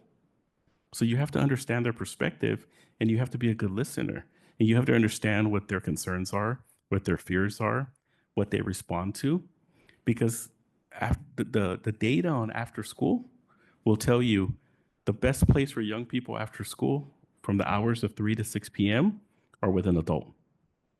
When they're not under the supervision of adults, they experiment with drugs, they experiment with sex, they victimize other people, or they're the victim of somebody else. But there's also role models that are not positive for them. So how do you fulfill that role in a positive way with young people? They have to trust you. They have to feel heard. They have to feel seen. I have students right now, based on specific executive orders that have come out of Washington, D.C., that say that there's two genders, who say, what does that mean for me? I don't identify that way. Who speaks for me? Who speaks for my insecurity? Right? Is it problematic for me to request for pronouns to be used in my name? No, it's not. Right? So you only understand those if you have genuine relationships with young people. And that doesn't mean, you know, there was a posada in December and I went and I hung out for an hour and then I left. That's good, but that's not enough to build relationship with young people. Genuine relationship is an actual engagement, an actual dialogue. And I think in community work, for better or worse, in the planning commission and the work I do in the city, you can't be hard to reach, because in a moment of crisis, these young people are going to text you and ask you for help, right? They're not going to email you. They're going to ask for your help. So it's a variety of things, but I think to summarize, being genuine, being approachable, being mindful of power differentials that can be off-putting to young people, and really investing in relationships with young people the same way that we do with other folks in the community, I think what really amplifies that voice for them. Thank you. Thank you. Thank you. So now we have reserved some time here at the close of the interview to hear any questions that you may have for us. So do you have any questions for the board at this time?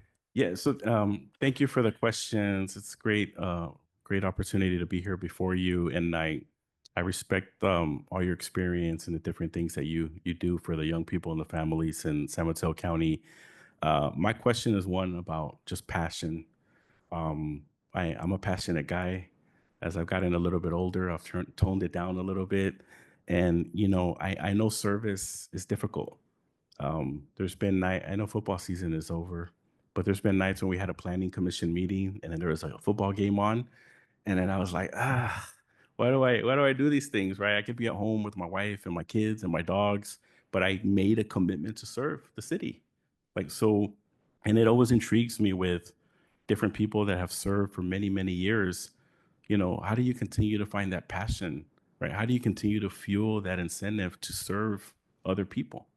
And for the most part, I know in the different kind of appointed bodies that I've been on, for the most part, it's thankless, right? You do good things, kind of goes unnoticed. When people are upset at you, you'll hear it. But I guess I would like to pose to anyone, how do you continue to fuel that passion to serve? How do you find, you know, qualitative emotional compensation for very difficult work when it's so easy to identify all the things that we need to do, all the things that are wrong, all the things that we need to really think more intensely about addressing? Like, how do you go home and then come back out the next day and say, I'm going to continue to do that. I'm going to continue to work toward that. So it's really a question about passion. It's a question about drive. And at the end of the day, like, how do you commit yourself to doing essentially the work for the families and the students in San Mateo County. Who wants to take that one on? You are presently on the San Bruno Planning Commission, That's correct? correct. If you are appointed, will you resign? Yes. Okay.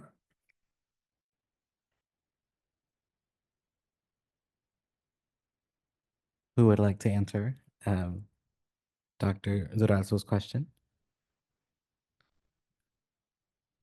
All right, I'll take a shot. Thank you. It's kids and the job is never done.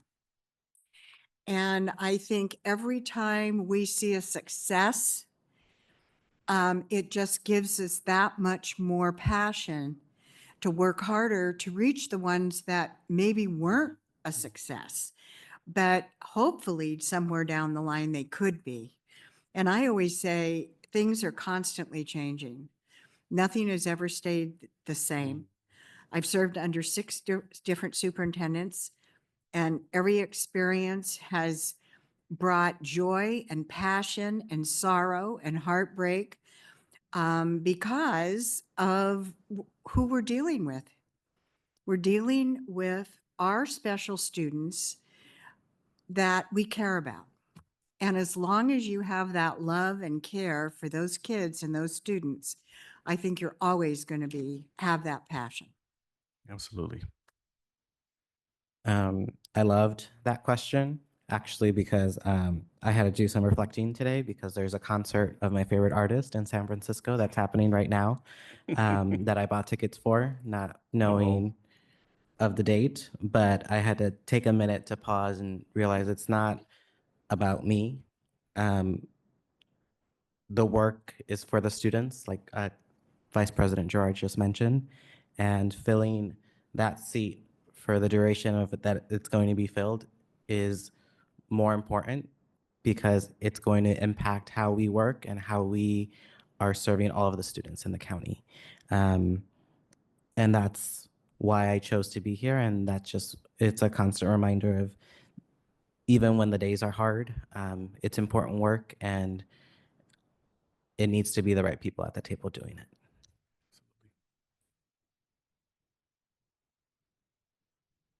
I would say that from my experience being here on this board, serving on commissions, being on a school district board, there's a type of a person who really exudes the care for the community and the values. And those are the people who serve. Those are the people who choose to step up. Those are the people who serve for very long periods of time or get excited about other passion projects and start them or try to do a lot of other things. I might be more in that category, trying to, like, where can I make a difference? So I think it's like a state of mind, and it's where you draw your own passion and your why. And I think, like we've probably expressed through the questions, and you've certainly expressed, everybody sort of has their own perspective on it. But you don't make a decision to serve in this capacity if you don't have a lot of your values aren't at the base of what you're doing and you really want to change things. So I think for me, that's what it is. And that's what I've observed in my colleagues. And I believe that might be true for many elected officials and appointed officials throughout our county and beyond. Thank you. Trustee Alvaro? Yeah, that's a good question. I had to think about it for a while. This may not be the best week to answer that particular question. Sure. But because sometimes I don't know. I just don't know. But I think what has kept me going all this time is all the things that my fellow board members just said. But it's also being able to reflect periodically on some successes. We heard this situation and we were able to vote in a way that supported that family. And we know what happened from there, which was a good thing. or we were able to push forward a program that was really on its, last legs, and good things happen. And to be able to reflect back on some successes and say, well, if I hadn't been on this board, would that have happened without my big mouth? That helps me get through the times when I wonder what in God's name we're doing here.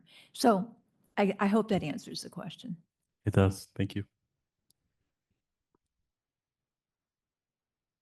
Trustee Love, do you want to add? Well, I'm relatively new on this board, and hadn't really thought about running for something. I'm very involved in other community types of activities. I worked at the county office for a long time, very passionate about children and giving every child an opportunity to succeed. That's our future, that's our community. But I also see an important role for civic engagement, because that's how you keep a democracy functioning, by people stepping up and expressing their opinions and volunteering. So this is another opportunity for me to do that. I had to give up my position at the county office, which I cherished, but this is just another opportunity for me to serve the county and the community. And Thank you, Trustee. Thank you. Trustee O'Neill, do you want to add? I would say I've been in elected office 24 years, and I was also appointed office for about 5 years before that. So I enjoy public service, and just kind of moving up to county level to be a learning curve. And there's stuff I would like to see done here. And I mean, that's basically it. Thank you. Thank you. Do you have other questions for us? I have a lot of questions, but I think that's it for now. So. All right, thank you. So this concludes your interview. We thank you again for your willingness to represent Trustee Area 3 on the county board. We appreciate the opportunity to get to know you better. And whatever the outcome is of this evening's deliberations, we encourage you to continue your advocacy and all of your work with our families, students, and schools in the county. Thank you, Board President. Thank you, everyone. Thank you.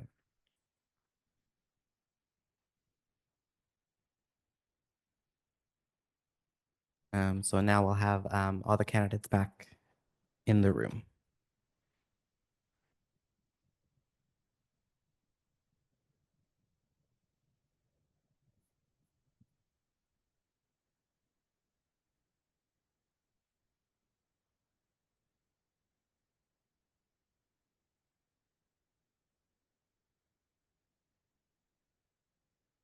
I want to thank both of our candidates for the excellent job that they did this evening, sharing their views on education and county board service. They definitely made this decision difficult for us.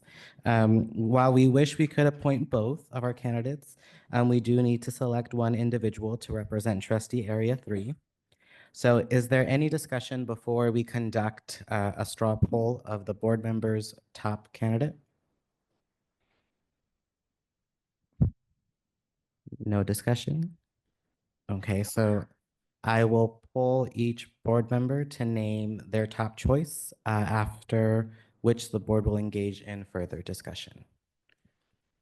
Trustee Alvaro, do you want to start us off?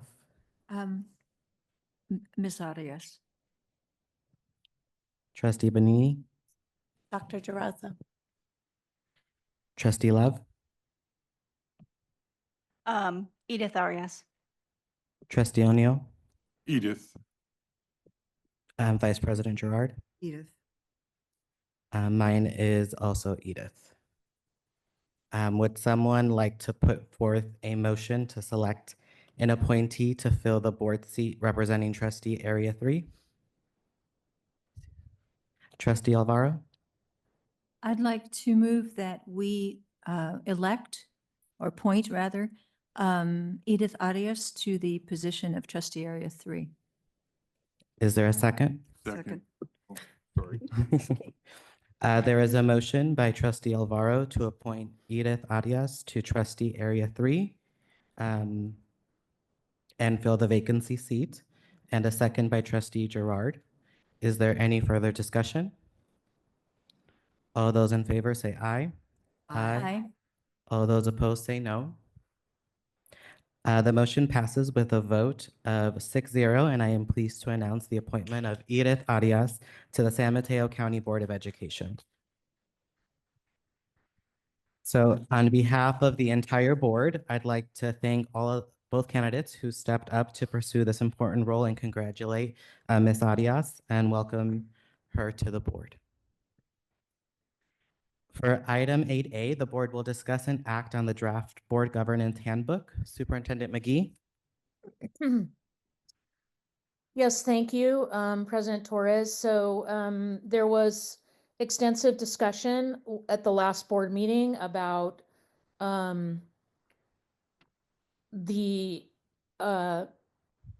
intent of the board to really improve the climate around their school visits. I definitely heard you loud and clear. Our team wants that also, of course, and we will be continuing to work with you to ensure that visits are go as smoothly and easily as we can manage. And I did change the language in the very last part of the handbook around school visits to reflect a little bit more flexibility in how the board might schedule those. They can, the staff will schedule set visits during the year at the beginning of the year so the board can have them on their calendar. And then as circumstances arise through the year where a board member may want to stop in at a school site because they're going to be, say, at the county office and out of work for a minute, and it's an opportunity to pay a more informal visit. The governance handbook simply states that you would reach out to the school program leaders to schedule that in advance, and it doesn't have to be days in advance, but if we can make it work, we will make it work for you. And the rest of the handbook is as it was last board meeting. And I do want to say that I think the board has done a really fantastic job with the governance handbook. I think it turned out clear and concise, and I think it will provide good guidance for all of us as we go forward. If you approve the handbook tonight, we will take it over to our communications team, get it ready for like a public publishing mode.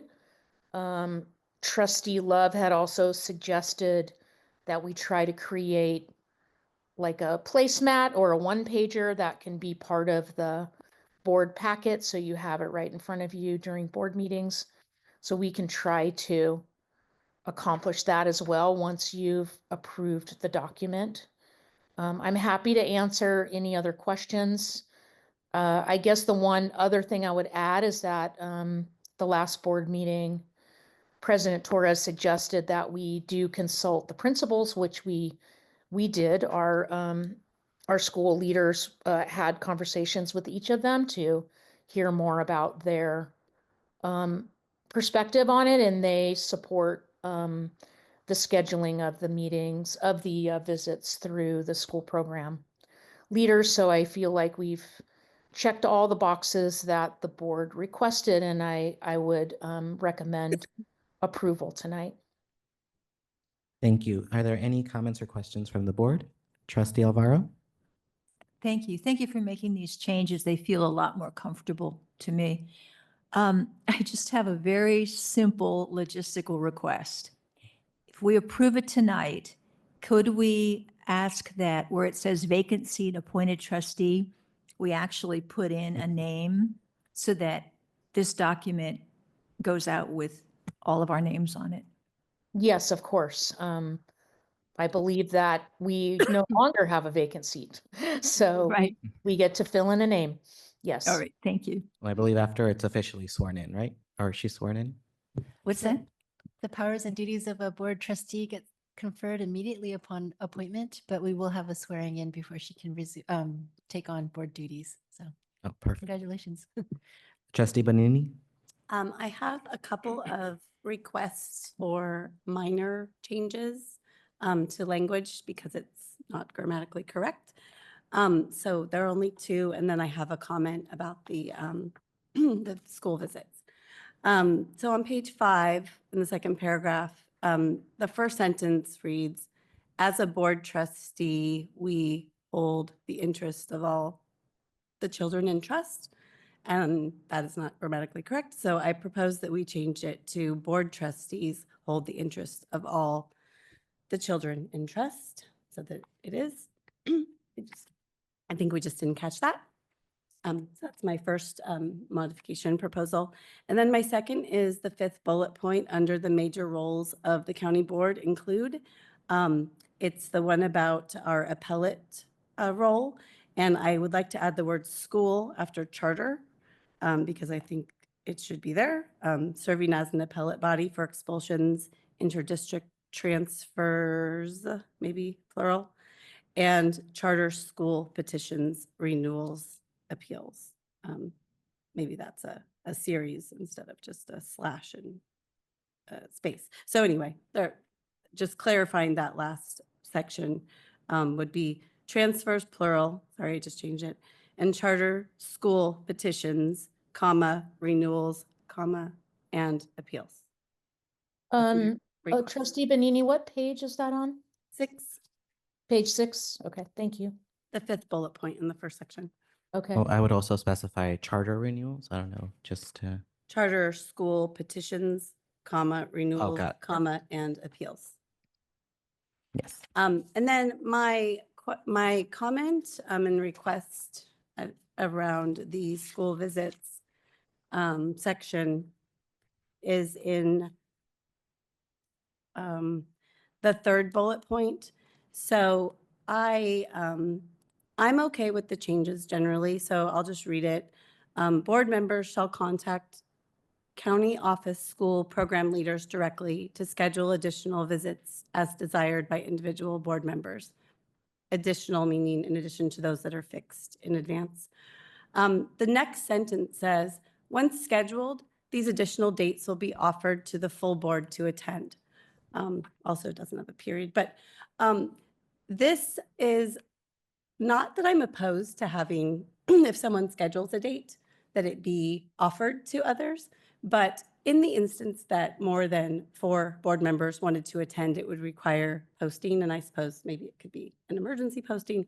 I just don't want it to be an impediment to having if it's possible, to have a visit scheduled on a short time frame, that this would make it not possible. So I'm just looking for potentially that to maybe just be conditional or something, or maybe just not include that, but have it be like protocol that, you're going to let people know of the visit, but not that it would change the opportunity for the visit if it was possible to go because of a posting requirement if more than a quorum of board members wanted to attend. So I welcome comments from the board, but I don't like that sentence.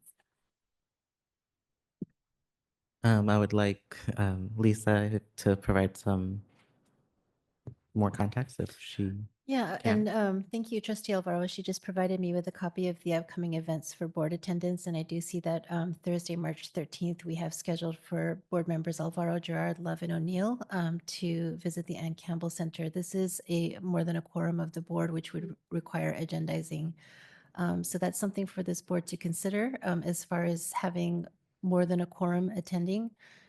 Under the Brown Act, you would have to agendize that, and then it would also have to be available to members of the public should they wish to go and listen to any discussion that may be had among board members while on that visit. So there's maybe some concerns around,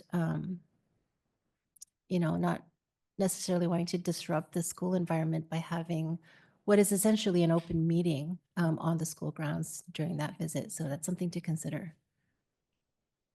Trustee Bonini? There was maybe 2 years ago, I don't know how long it's been now, that we did start agendizing all of our visits, even if they were not a quorum, because somebody could maybe change their mind, but we just wanted to cover the bases.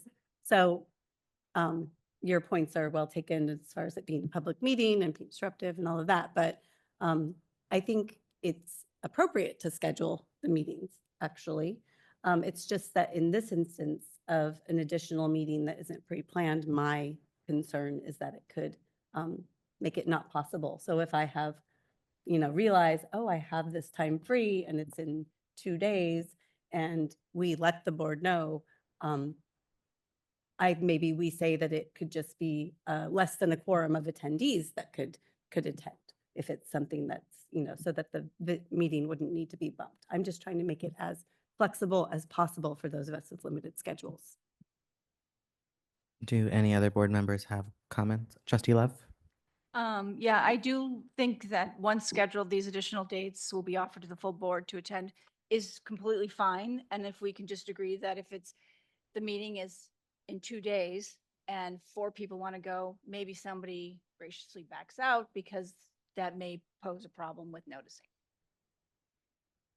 But I do think it should be offered because, if Susan or Trustee Alvaro couldn't make it, and now she's like, oh yeah, I can make that one, that's great, as opposed to now she doesn't know about it, so she can't go, and now she's going to get a request and set up a separate meeting, right? So I think it's more efficient to do it this way, if possible.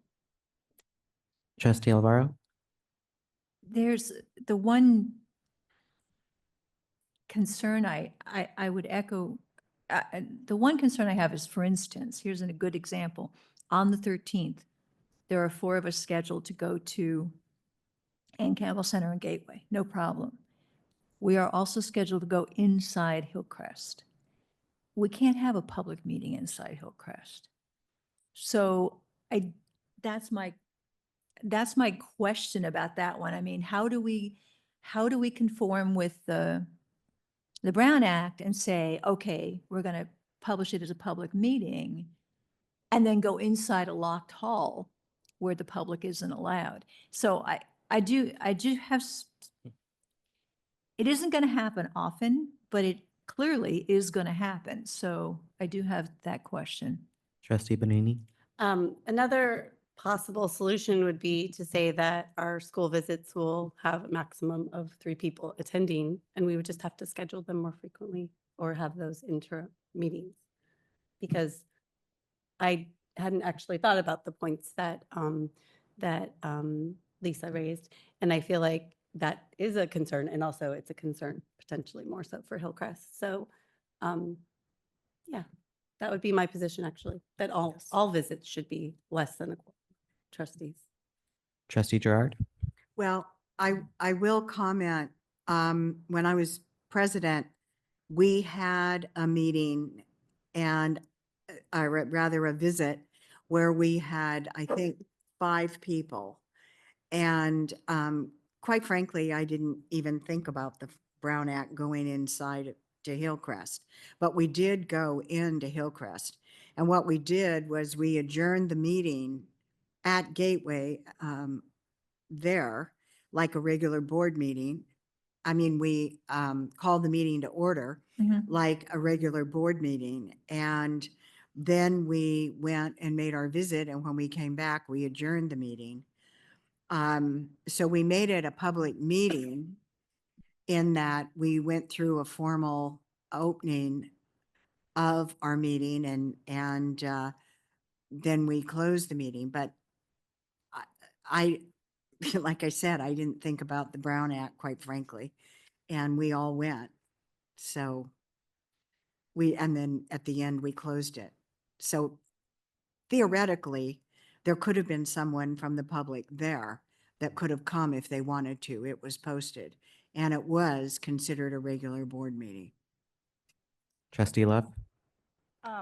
When you said you closed the meeting, so it became a closed meeting? No, or no, you no. just ended the meeting? No, when we were all finished, Okay. we came back and then formally closed the meeting. So could a meeting at Hillcrest be So a it was closed just like meeting? having a meeting here tonight. We opened it, went through the procedure to open the meeting, and then we said, okay, now we're going to go and visit. And then when we came back, we all came back to the same room, and I adjourned the meeting. So could that be a closed session? of the So board? that's where I think we run into some issues because there are very specific instances where you can have closed session under the Brown Act, and going to do a site visit, unfortunately, not one of those exceptions. Well, it wasn't a closed session. Yeah, It- no, I understand, like you You closed the know, it meeting. wasn't a Right. closed session. We never went into closed session. So that was my point, is that it was posted as a board meeting. Excuse me. Yeah. And we conducted it as such. So, But the I portion don't of know the what visit we in would have Hillcrest done if was someone not- from the public came. I guess they could have come along, but I'm just saying that's how we handled it. So I would advise in any future visits that we do not have more than a quorum attending where members of the public cannot go, because that is a violation, unfortunately. If you were to close and then take 5 members into Hillcrest where the members of the public cannot be there, then that poses some real problems around discussions that are had among board members, because this is a matter within your jurisdiction. So I have some concerns around that procedure. It wasn't closed No, I before we understand. went to Yeah. Hillcrest. I'm just saying understand. that wasn't the order, but your point is taken. I mean, that was your initial point. Right. We were just lucky there was nobody there. Yes. So there's been a couple of occasions over the past several years where this has sort of come up. There was a site visit and I looked at it and said, okay, there's 4 people signed up now. And I just simply dropped out. Not that I particularly wanted to drop out, but I realized this was going to become a problem if I didn't. So, yeah, again, I don't know how you limit the visit. Maybe you just say, we're going to limit the visit to 3 board members.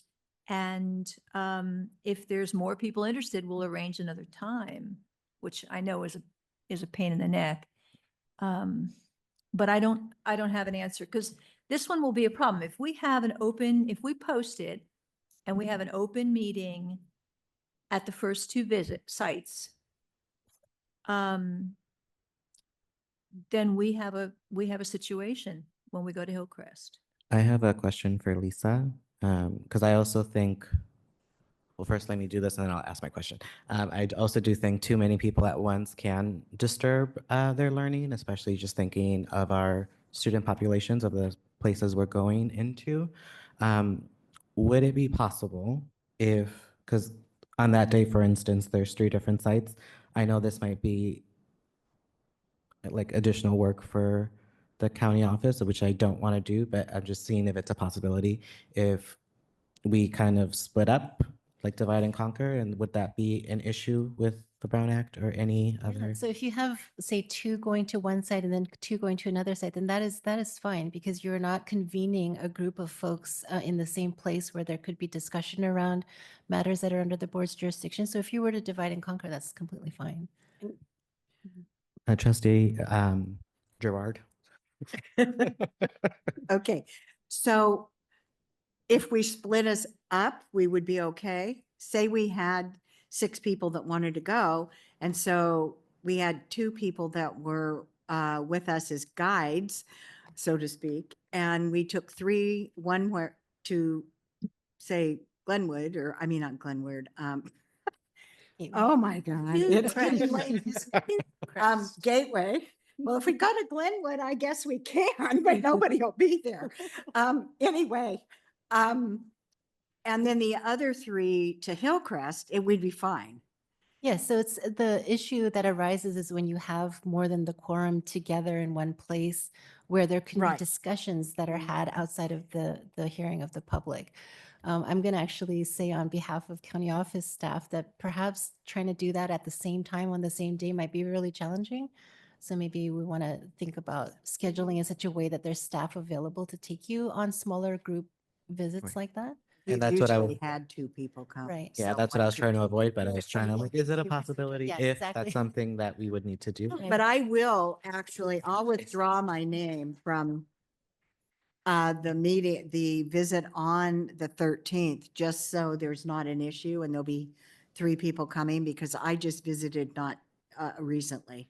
So that way Ms. Alvaro and Ms. Love and Mr. O'Neill can go, because I know that that it's more important that they go than I go. Trustee O'Neill?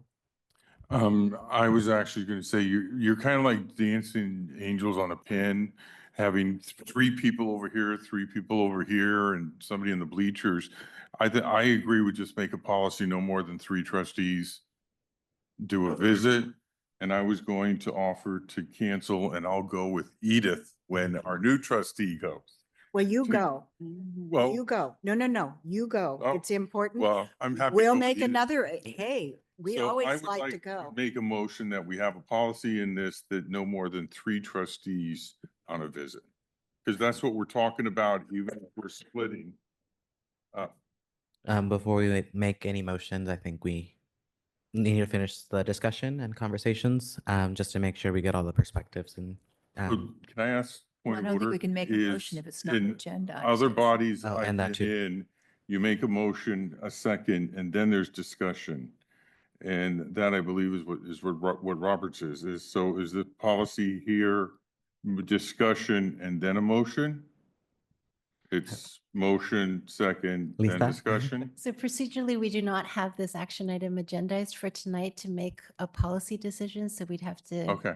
yeah, come back on that. Thank you. Trustee Bonini? So going back to my original request, that we modify the language for additional visits. So once scheduled, these additional dates will be offered to up to 2 additional board members. So noting that it would be a maximum of 3 board members.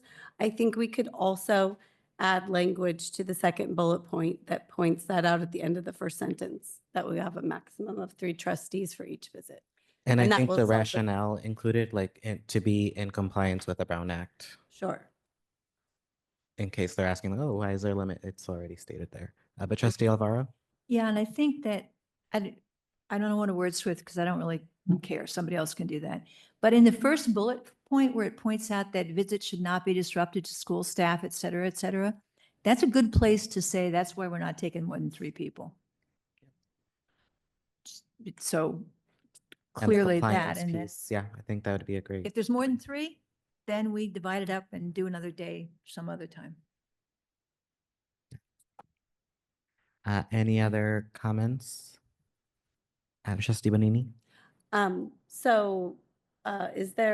you confirm if there's a consensus that we add language to those 2 clauses that we can propose in the motion that we make for approval? Does anyone disagree with adding that into the handbook? Okay, seems like we're in consensus. Superintendent McGee, is there anything you'd like to add?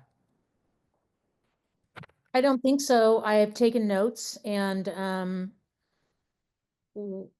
per trustee Bonini's first 2 recommendations, which were really just like edits, perhaps the board could approve the handbook with the stated edits that we discussed as the motion, but we can change the language in this. And if Attorney Cho, are you saying that we need to bring it back to agendize a limit of 3 on a board visit, or is that one of the edits that can be included in the final draft? Yeah, considering that we've had open discussion around clarifying the language of the visits, I think we can just incorporate that. But I don't know, does the board want to see the finalized language before, or are we happy with kind of the gist of where we're going with this? Trustee That Bonini? would be my question, yeah, if the trustees are fine with that. So, well, I would say that the, hopefully the answer to the question is that we don't need to re-agendize the board, the proposed governance handbook to make a modification to the current language around visits. Right. It could have been any change. It doesn't matter that it was this change. Okay. It just happens to be this change. So I would propose that we agree that or we accept that there could be language added in the final version that would either say a max of 3 or that a quorum would not be present at any of the meetings. And I'm okay with whatever language that is. And I'm willing to make a motion. Yes, and also the Brown Act compliance piece so that it's Right, clear for right. members. Trustee Love? I don't know. We had agreed that like the editing was going to take place in the communications office. So there will be other edits to this because it's not really clean as it is. So do we need to just generally give them it's okay for them to go in and do a copy edit without our having to review every edit? Yeah, I think the whole proofreading issues and just checking for grammar, that's all fine. We can do that afterwards. So I think as long as all the board members are happy with the substance of the edits that we're going to be doing, I think you can move ahead with approving today. Great. Were there any other comments that you had, Trustee Bonini? No. Other comments or questions from other board members? I just wanted to say thank you to Superintendent McGee for reaching out directly to the principals and getting their perspective. So we had that insight to help us make our decision that would benefit everyone. So thank you for your work on that. Are there any comments from the public? No hands raised. Thank you. Is there a motion to approve the draft board governance handbooks with the stated edits that we discussed?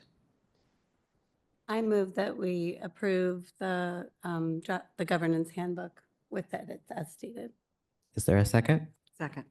Thank you. There is a motion to approve the draft board governance handbook with the edits that we discussed, made by Trustee Bonini and a second by Trustee Gerard. Is there any further discussion? All those in favor say aye. Aye. All those opposed say no. The motion passes with a vote of 6-0 and the draft board governance handbook has been approved. For item 8B, when an ad hoc subcommittee meets or a representative attends a meeting related to their given assignment, board members may choose to bring a report to the board at this time. Would any board members like to report out? Trustee Bonini? I'm reporting out on behalf of the board's budget subcommittee. The budget subcommittee met, we had our first meeting last Thursday on the 27th of February. I was in attendance, Trustee Gerard was in attendance, and Trustee O'Neill was not able to attend, but I understand he's received the materials from the meeting. From the county office, Superintendent McGee attended, Deputy Superintendent Chavez, and Deputy Superintendent Bultema. The agenda was focused on 6 topics ranging from informational items about the development of our 25-26 budget to topics that would eventually require our board to take some action. The 6 topics included the budget assumptions for the 2025-26 budget, which include using interest income from unrestricted Fund 17 for operational purposes. Second, seeking a new lease for the Rollins Road property. Third, research the purchase of a new building that could be a new home for the Gateway Community School. Research the most effective approach to acquire an existing apartment building for educator housing, should that be a use that we might consider, and for funds. And then prioritizing staff housing construction at Camp Jones Gulch as part of the 25-year agreement with the Y. The Rollins Road lease will be agendized for the next board meeting on March 19th, 2025.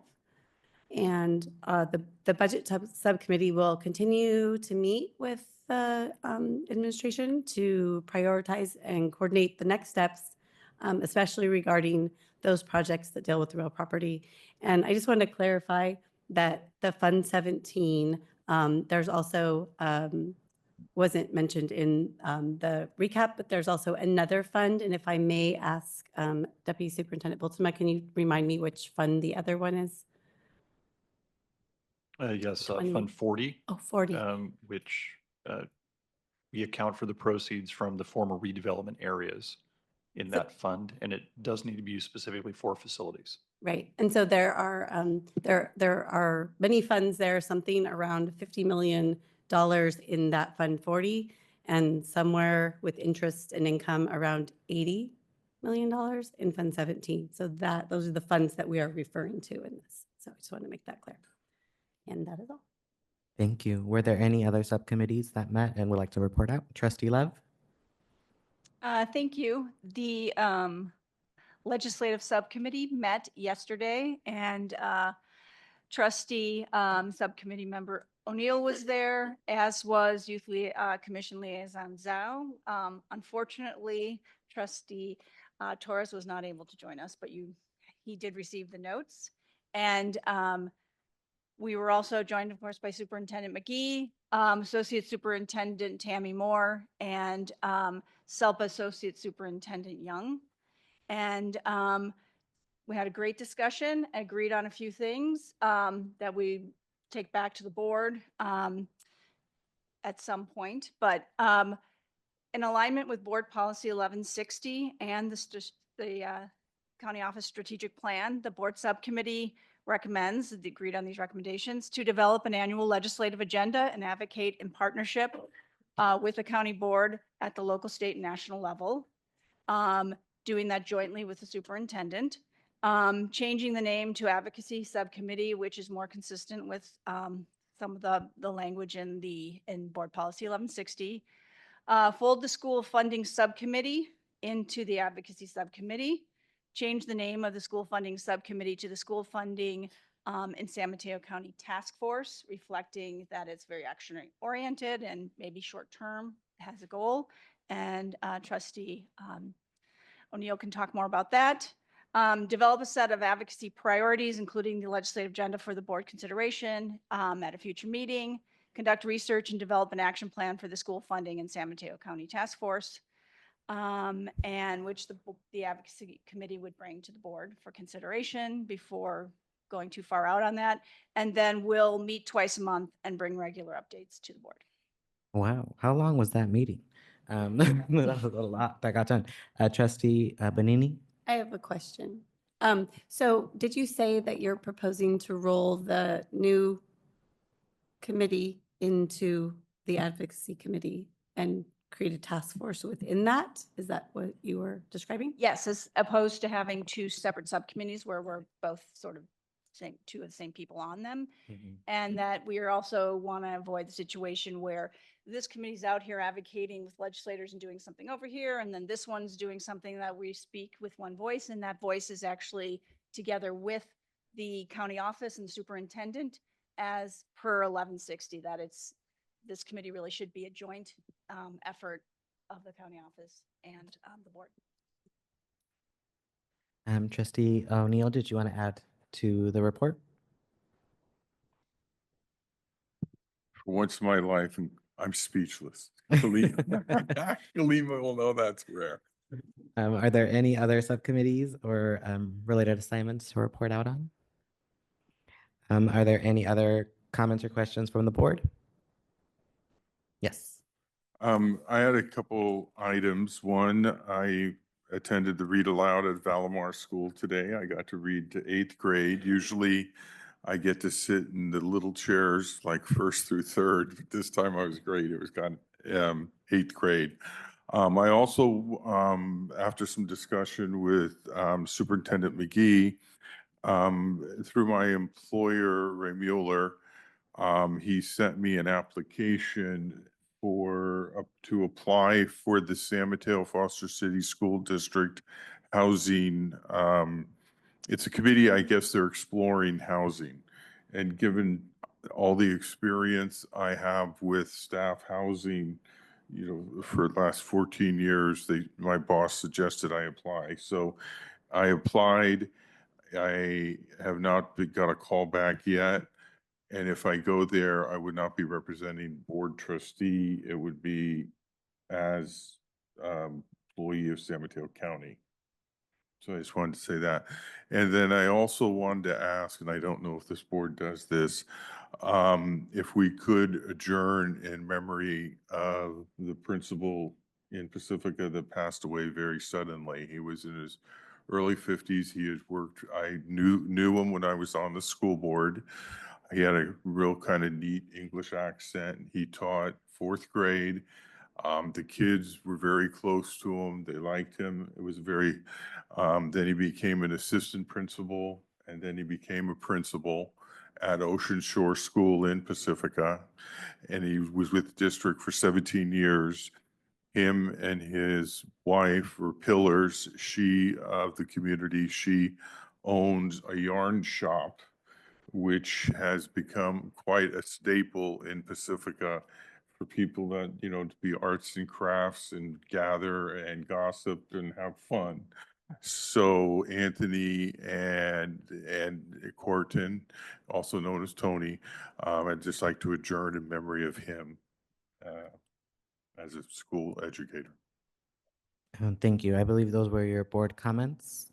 Yeah. Yeah. Okay. Thank you. Board Okay. President Torres, may I intercept for a second? Yes. Are you going to board comments now? There's something else. We're still at, we just need to wrap up the receiving the reports and making sure there was no public comment before moving on to board member comments. Okay, if I could jump in before board member comments, I'll let you finish up on that item. Okay, great. Are there any comments from the public in regard to reports from the ad hoc subcommittees or representatives? There are no hands raised. Thank you. There is no action to take on this item. Up next for item 8C, we have board members commenting, but Superintendent McGee, I will let you go first. Yeah, thank you. So I had a very strange entrance to the board meeting tonight with messages from Zoom that I've never seen before. I actually have a personal cell phone and a work cell phone, and both were giving me the same message plus my computer. So some kind of weird universe over here happening, and I apologize for being late. Because of that, I was a little bit disorganized when I got to my superintendent's comments. And you all know that I am not great at birthday messages, but I do want to circle back to the fact that we have 2 March birthdays in our team this month.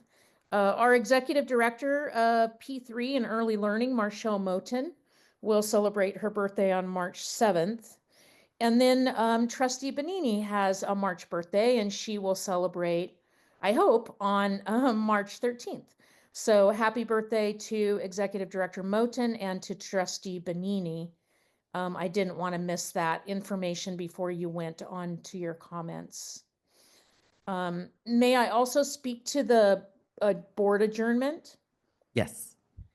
So Trustee O'Neill, typically we prepare that in advance, and the board can decide to adjourn in memory tonight, but if you waited until the next board meeting, we would write a closing script that we then print out very nicely and send to the family. So it's kind of just a little bit of a process, and it would be a little bit more formal if we could do it on the March 19th board meeting. Sorry, learning curve. Yeah. Yeah, no worries, and it doesn't have to be that way. But just I think the families usually appreciate the tokens that we send as a memento. Okay. And Yeah, that's I think for the next board meeting, we can adjourn in their memory and honor. Thank you. Thank you. So now we're moving on to board members' comments. Trustee Alvaro. Okay, thank you. Once again, if you start with an A, it's the way it is. So, and I'm still going to be 1 alphabet letter ahead of you. So there you go.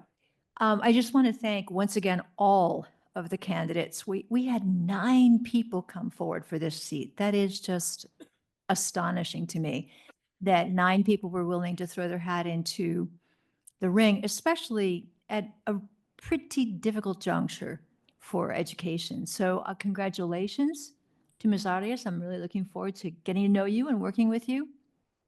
And thank you to your sidekick there. It's nice to see her too. The very low energy, Kalima. You know, she always comes in, she's kind of, yeah.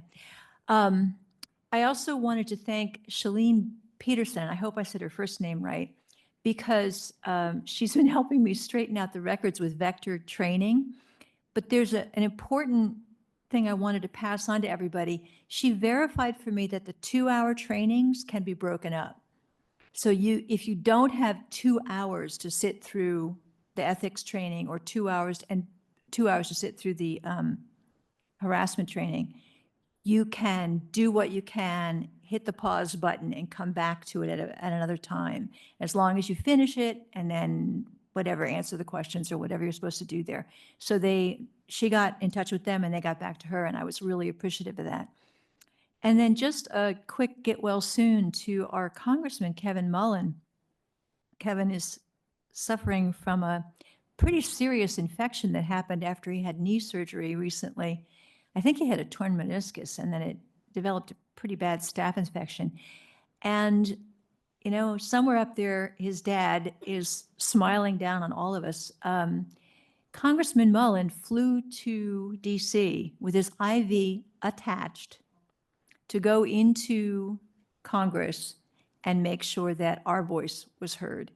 And I can't think of too many people who would be willing to do that for us. And so I just want to say, get well to him and thank you to him. That's all I have.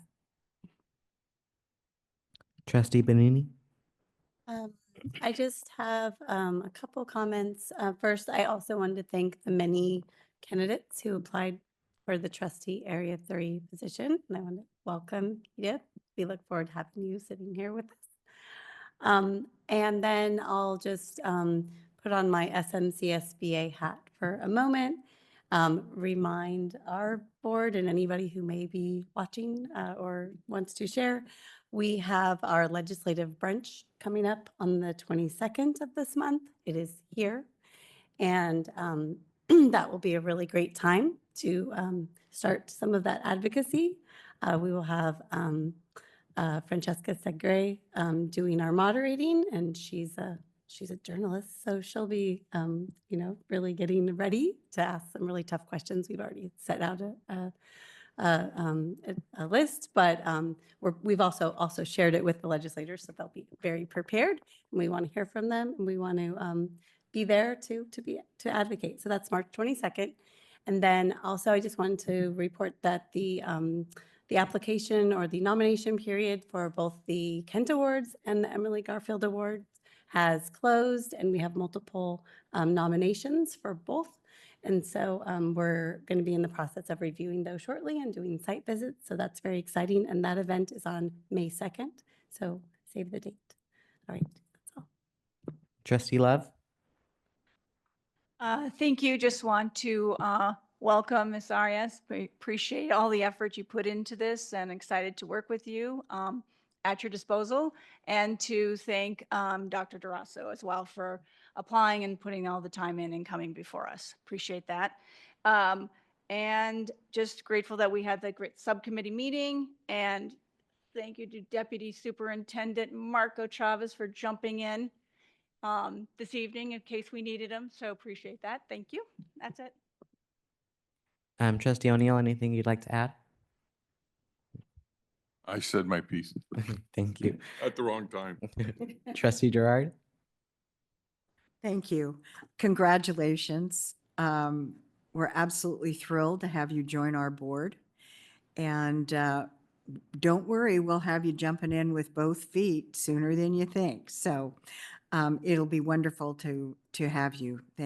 Congratulations. And I also do want to thank all of our applicants. It was amazing that we had 9 people that were interested in applying. So that was wonderful. I also wanted to say that I attended the PTA Founders Day luncheon last week where they honored our former board member, Hector Camacho Jr. And it was just it made me so proud, and Patricia was there as well, to be there to honor him because he is just an extraordinary person. And they did a beautiful job of honoring him and talking about all of the things that he loves and is involved in. And so it was my pleasure to be there, and just wanted to let everybody know that they did good by our guy. So that's what's important. I also will be reading as well this Friday at Bayshore School. And those little chairs are killers to get up on, but they always have you sit on one. So we'll see. But anyway, I'm really looking forward to going. And ironically enough, one of the gals that lives 2 doors down from me teaches there. So hopefully I'll get to see her as well. And just to give a shout out to ACCBE, like I try and do every meeting, we had what I thought was a very successful training session Monday night for new board members on the appellant role of county boards. We talked about expulsion hearings and interdistrict transfer hearings. We're leaving charter schools for another time, but Trustee Love was there. And I'm so proud she's attended both of them that we've had, and that makes me really happy. And we're working on the next one. And we have 2 more events from ACCB coming up. So go on our website and see what we have to offer. So thank you. Thank you. Edith, felicidades y bienvenida. I'm really excited to for you to join the board and working with you and getting to know you more. My brain is fried, so I have no comments tonight. For item 9, we have our adjournment. So the next regular meeting will take place on Wednesday, March 19th, 2025 at 7 p.m. And this meeting is now adjourned. Night, everybody.